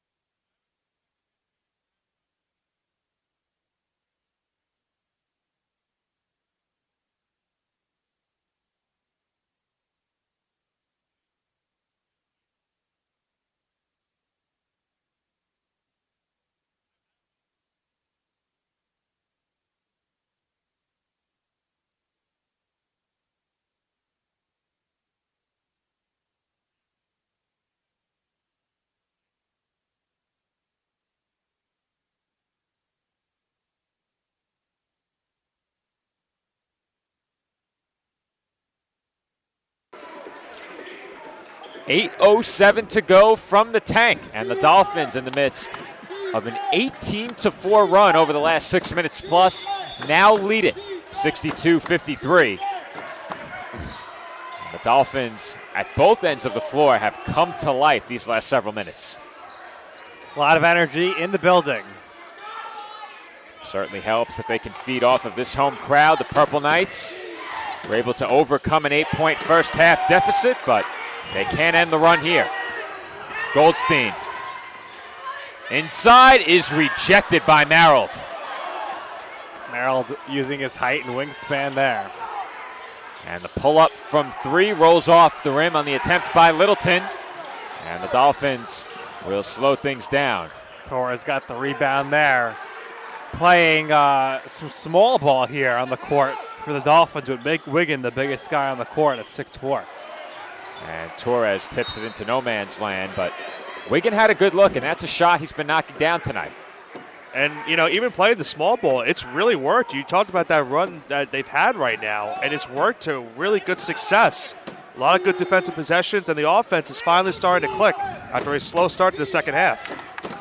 And who would have thought, given what we saw in the first minutes after Kone came out of the game, that the Dolphins would find a solution in going small.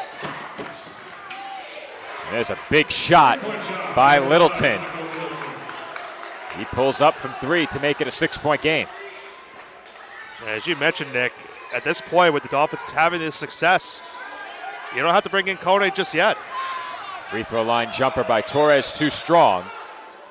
And it will stay Dolphins ball as Benedict chased that one down to the floor. Good effort there by Benedict.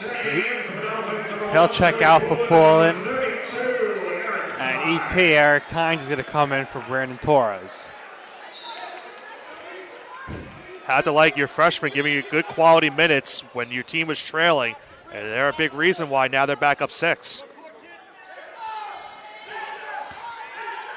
Goldstein with it. Crosses over to his right and floats it up and halfway in before it rolled out. 6.5 to play. Dolphins lead by 6. Harold hands off to Littleton and commits an offensive foul. 7 fouls now, so things are even, Nick. We talked about it 3 minutes in to the half, how the Dolphins might be in foul trouble, but 7-7 now with 6:24 left. Yeah, it's all even now, and that really can help the Dolphins increase this lead if they're able to get to the free throw line. Goldstein uses the Wiggins screen, splits 2 defenders, and drains the pull-up jumper. Well, I do host the You Know Right podcast. I did say this season we're going to look for Aaron to be averaging close to 20 a game, 20 points right now in the opener. So wise man once said that was good as gold on that last shot. Pull up, Littleton off the mark, and Marold has the putback. If you're St. Michael, I don't know why you wouldn't just start trying to feed the ball to Marold here. I thought they would try to go a lot more inside of the paint with the Dolphins going the small ball, but they have really gotten away for what was really thriving for them to start the second half. Goldstein out to Wiggin. Now Chestnut driving to his left is doubled. 8 to shoot. Tynes for Goldstein. 5 on the shot clock. Goldstein off rim and tipped out by Poulin. I thought perhaps he might have forced Littleton to tip it out, but Poulin last to touch it.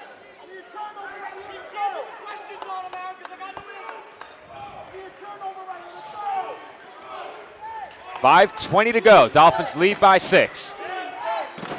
Chance of defense from the Fanatics. Briscoe Jr. defended by Chestnut. 15 on the shot clock. And Briscoe Jr. throws up a circus shot, no good. That ball entered the rim from underneath. Yes, that should be a dead ball. Yeah. That's a dead ball. That went in from under the basket. They're going to have to huddle. They can't check the monitor. There's no monitor If I'm not mistaken, anyway. that should be Dolphins ball. Should be. You never see that happen, though, so I think they're just trying to figure out what the rule is. Is that a scenario where the ball goes to the possession arrow or no? In college, perhaps, but in the NBA, no, since there is none. But it's going to be St. Michael's ball. And the NBA, if the ball enters from the bottom of the basket. So they're going with the possession now. You're right, Nick. Yeah, it's a good call. Coach Tibbs getting an explanation right now. And he's preparing to try and stop the game. He is not satisfied.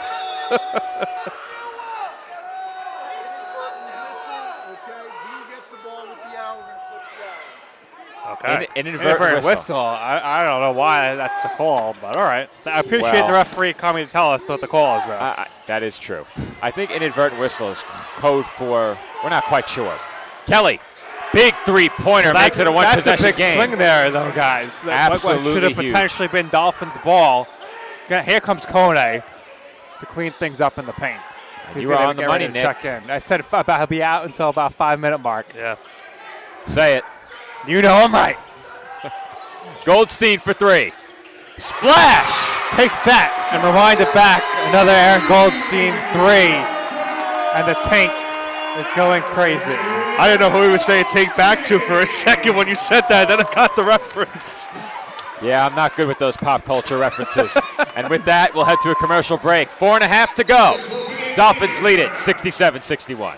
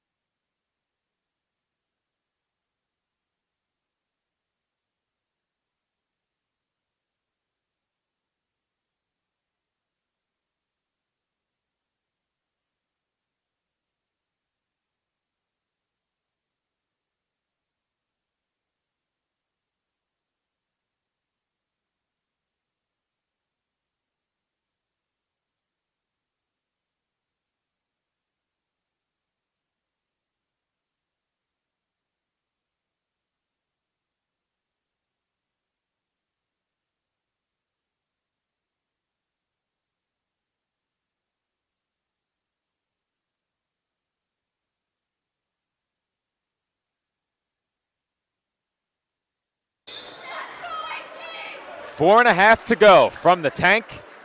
And after an inadvertent whistle, kept possession with St. Michael's. They capitalized with a Matt Kelly three. And then at the other end, Aaron Goldstein answers with another AG three. For the Dolphins, they lead it by 6. 4:30 to go. Aaron making an early run at ECC Player of the Week nomination. Unfortunately, Joe, you won't be doing those nominations this season. Unfortunately? Unfortunately. That's very fortunate for me. Well, fortunate for you, but maybe not fortunate for the Dolphins players. It's very fortunate. We've been winning a lot of awards. Sam's doing a great job. Miss the days where we would vote over some of the players and go over. I do not miss that. Regional awards are the worst. On the drive, Littleton off glass and out.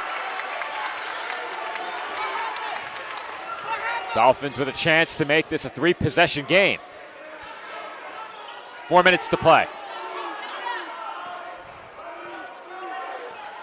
Goldstein for Wiggin, out to Poulin. And right back to Wiggin. Wiggin, pull-up jumper. Rolls off. Tipped by Kone and secured by Briscoe Jr.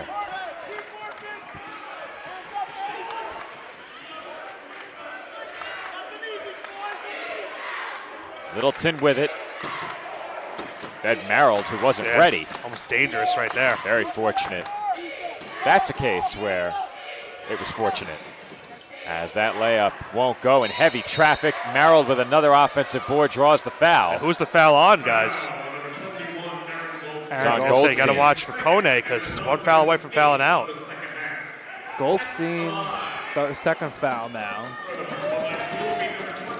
JJ's got 3 fouls as well. 1 and 1 here for Merrill.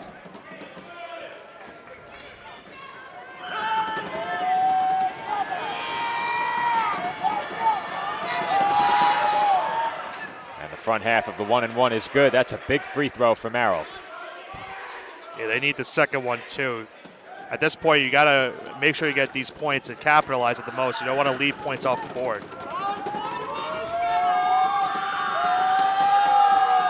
And Marold calmly drains both free throws.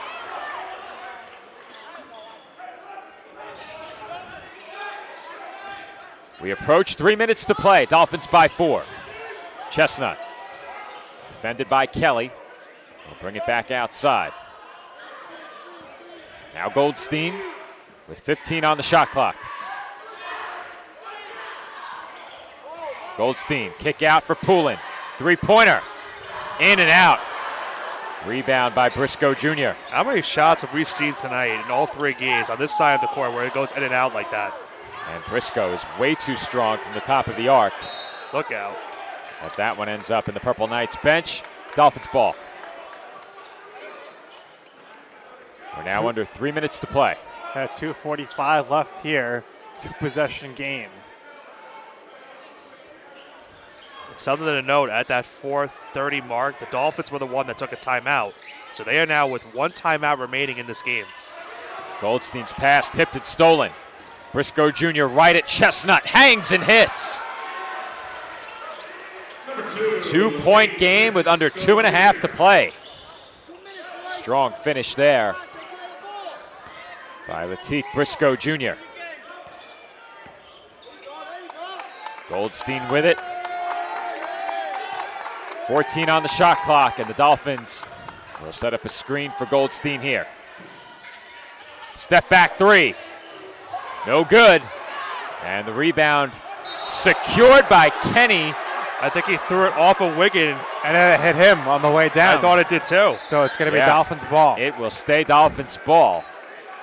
Kenny grabs that board and unfortunately, after making a heads-up play, had the ball hit him. He doesn't think it did. Or perhaps he's just communicating with his bench. Either way, it's Dolphins ball on the baseline. It definitely hit him. But the change of possession, thought maybe they might get a full 30 on the shot clock, but they'll put 19 on. Huge possession here. Chestnut the inbounder. Gets it in for Kone. Poulin had to reel in a high pass. Now Goldstein. 10 on the shot clock. And that's a bad foul right there. That's a bad foul. Right to the free throw line. Clock's winding down, the shot clock. And I think did he get a technical also? 1-1. Did not. Thought for a second maybe he did. We saw a technical earlier in this game. That's now 4 though on him. Both sides now with 18 fouls, 1-1 coming up for Goldstein in a 2-point game with 1:50 remaining.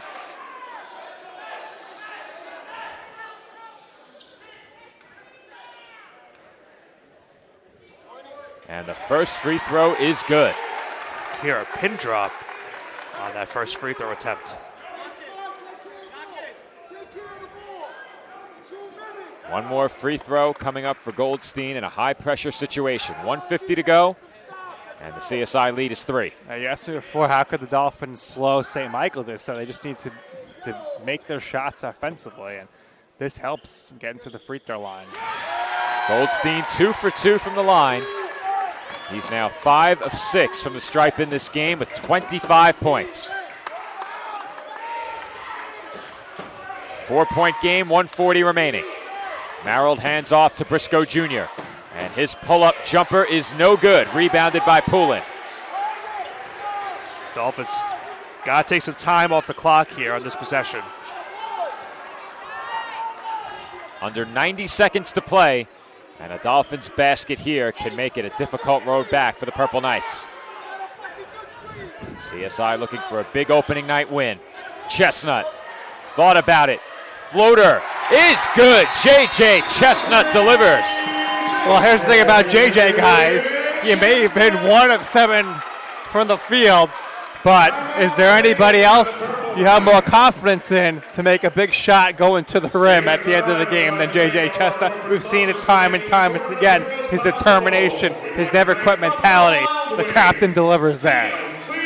He passed up a good shot for a great shot. I thought he might look to shoot the three.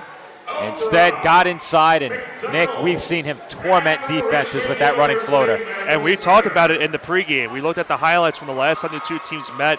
A couple of floaters in that game, had 16 points in that game, all basically off of those floaters, and no bigger floater in this game with that one right there to put the Dolphins up 2 possessions with 1:08 to go in regulation. And as one of our favorites, Clyde Frazier would say, some deja vu right there for J.J. Chestnut. As you said, Nick, in the highlight package we got to look at earlier, he delivered time and time again with that running floater. Crunch time, big moment, late in the game, did not hesitate, took it to the rim, and was able to put it up and in with 1:08 remaining. And now, if you're the Purple Knights, you're almost at that point where you might have to start thinking three-pointer. I don't think you're quite there yet, but you do have to score quickly if this next basket is not a three. Yeah, I think you gotta try to go for the three now, I would say.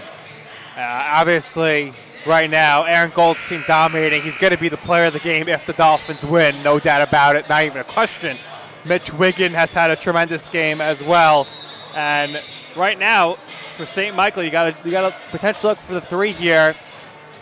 34% from the field here in this game for three. So there's not one particular standout three-point shooter that they could turn to here, but most likely it would be Kelly. And I think the smartest thing for the Dolphins, too, is do not get in trouble where you're about to commit a foul. Don't want to give them extra possessions and give them free throw opportunities. I think the Dolphins need to play it safe, try to avoid giving up that three-point shot. If they give up a point inside the paint, so be it, but they cannot afford to give up any fouls, give up a wide-open three-point you don't want to opportunity. let St. Michael get to the line and stop the clock. 1 minute remaining, Dolphins lead by 6. Kelly for Merrill. Now Briscoe Jr. defended by Chestnut. Looks to drive. Kick out. Kelly, shot fake. Three-pointer. No good. Rebounded by Merrill. Kenny steps back for three. He's short. And it's tipped into the hands of Poulin. He's trapped. They do have a timeout, but not called. They didn't need it. And now Kone's all alone. Let's hear it, Joe. What do you got to say? 4 letters, 1 word, slam. There you go. I like it. Yeah. Dolphins lead it by 8. And Kelly with a strong move finishes over Kone. But the Purple Knights will have to foul, and they do.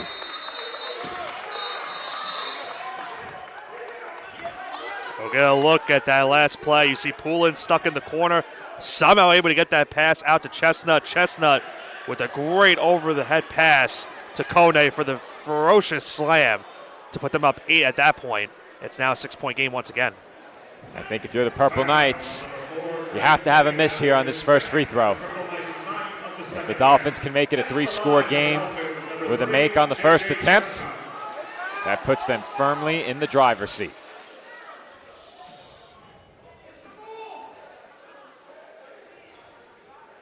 And Chestnut is good from the line. He's in double figures. Hey, Joe, what were you talking about deja vu earlier? 5-point game very last true. year with the free throws. A 6-point game with free throws this time. And deja vu again, because historically, before last year, Dolphins have always struggled in this tournament as a D2 team to get the win. On the cusp of their first win, the Purple Knights in scramble mode. Floater off the back rim, rebounded by Wiggin, and he is fouled with 15 seconds remaining. How about this game for Wiggin? 14 points so far, 4 rebounds, a steal, 27 minutes, which might potentially be a career high. He's been really impressive. They're going to need this from him all season long.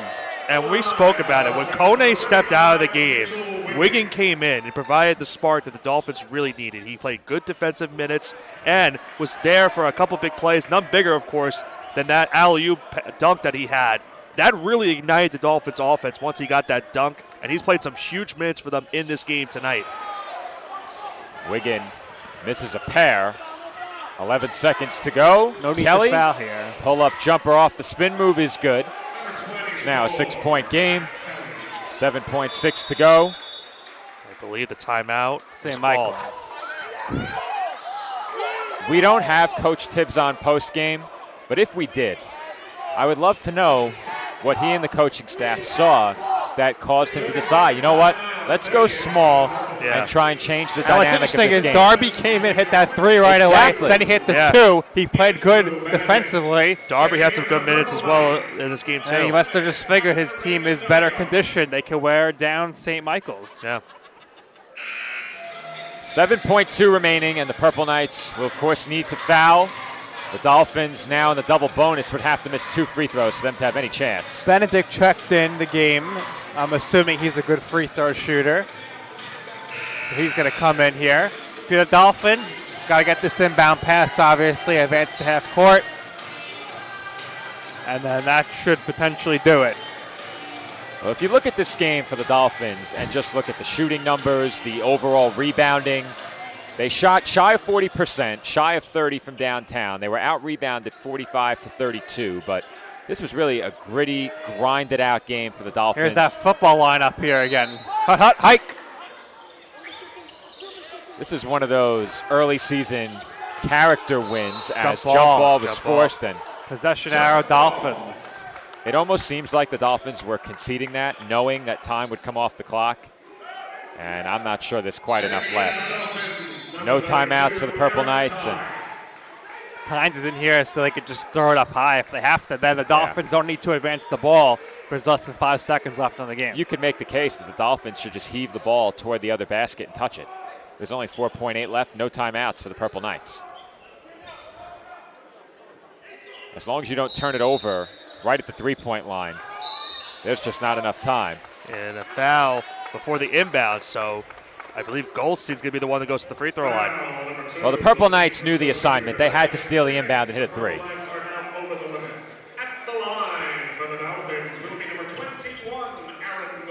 So Aaron Goldstein with 25 points and a chance for more will be joining us as our TLC Physical Therapy Player of the Game.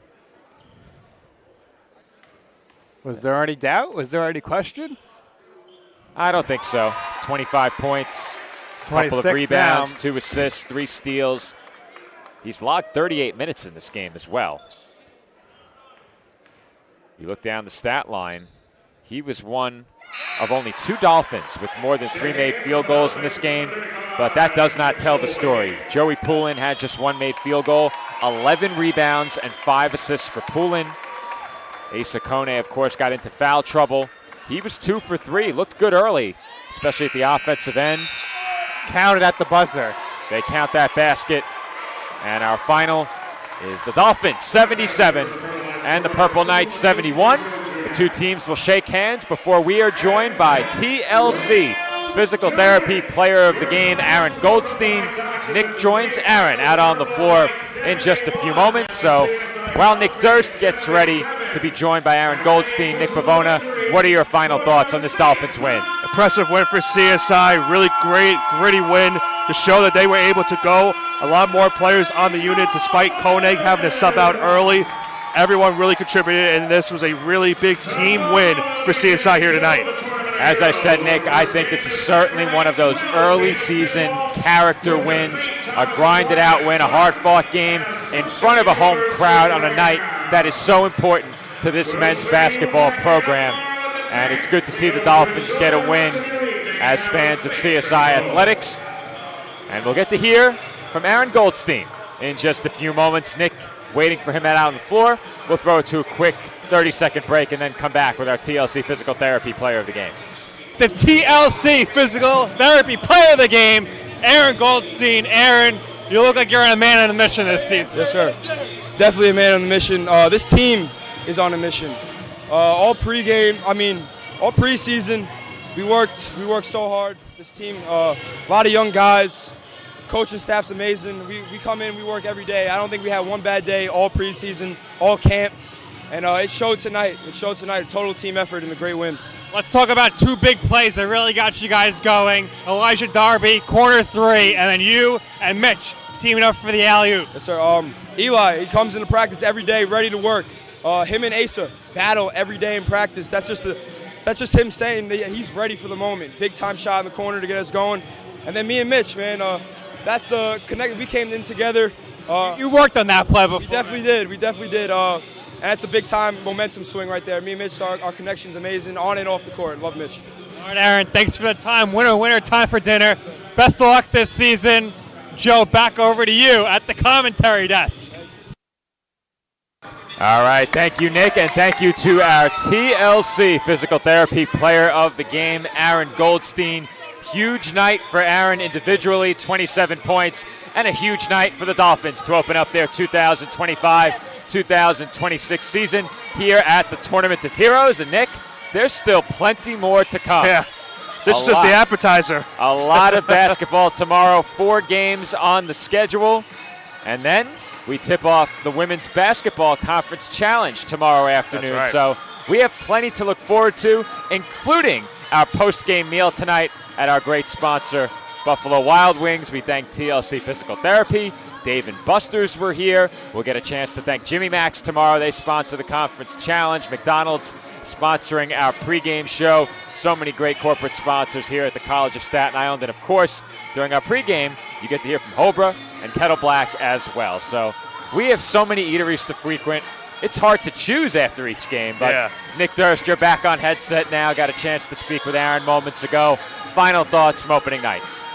More to come. I think Aaron Goldstein is going to be a contender for the ECC Player of the Year this year. I'm expecting him to average over 20 points a game. Now he's going to be the main aggressor here. He doesn't have to default to Messiah Maller in offense. So expect a big year from Aaron Goldstein. If you have that, the Dolphins can compete in the ECC. You have to like what you saw from CSI tonight. They didn't have their top-tier shooting stroke. It did not matter. Hustle, effort, grit, and executing in crunch time, huge in this game. Their defensive effort, fantastic as well. Nick, what are your final thoughts? I was going to make a point on the TLC Physical Therapy banner. It says release your potential. The Dolphins early on showing their potential for this season. And you'll get a look at the base of that TLC Physical Therapy banner as we sign off from the College of Staten Island. Our final score tonight, the Dolphins 77 and the Purple Knights 71. The Dolphins open their season with a victory, and they are back at it tomorrow against Chestnut Hill in our second game of the day. Be sure to tune in for game number 1 beginning at approximately 1 p.m. We wrap up the Tournament of Heroes tomorrow afternoon here at the College of Staten Island. But until then, this has been Joe Foreman alongside Nick Durst and Nicholas Bavona on the call. Dolphins win by 6 on opening night here at the Tournament of Heroes. Be sure to tune back in tomorrow as we continue our weekend full of coverage right here on CSI Sportsnet, now streaming exclusively on Flow College.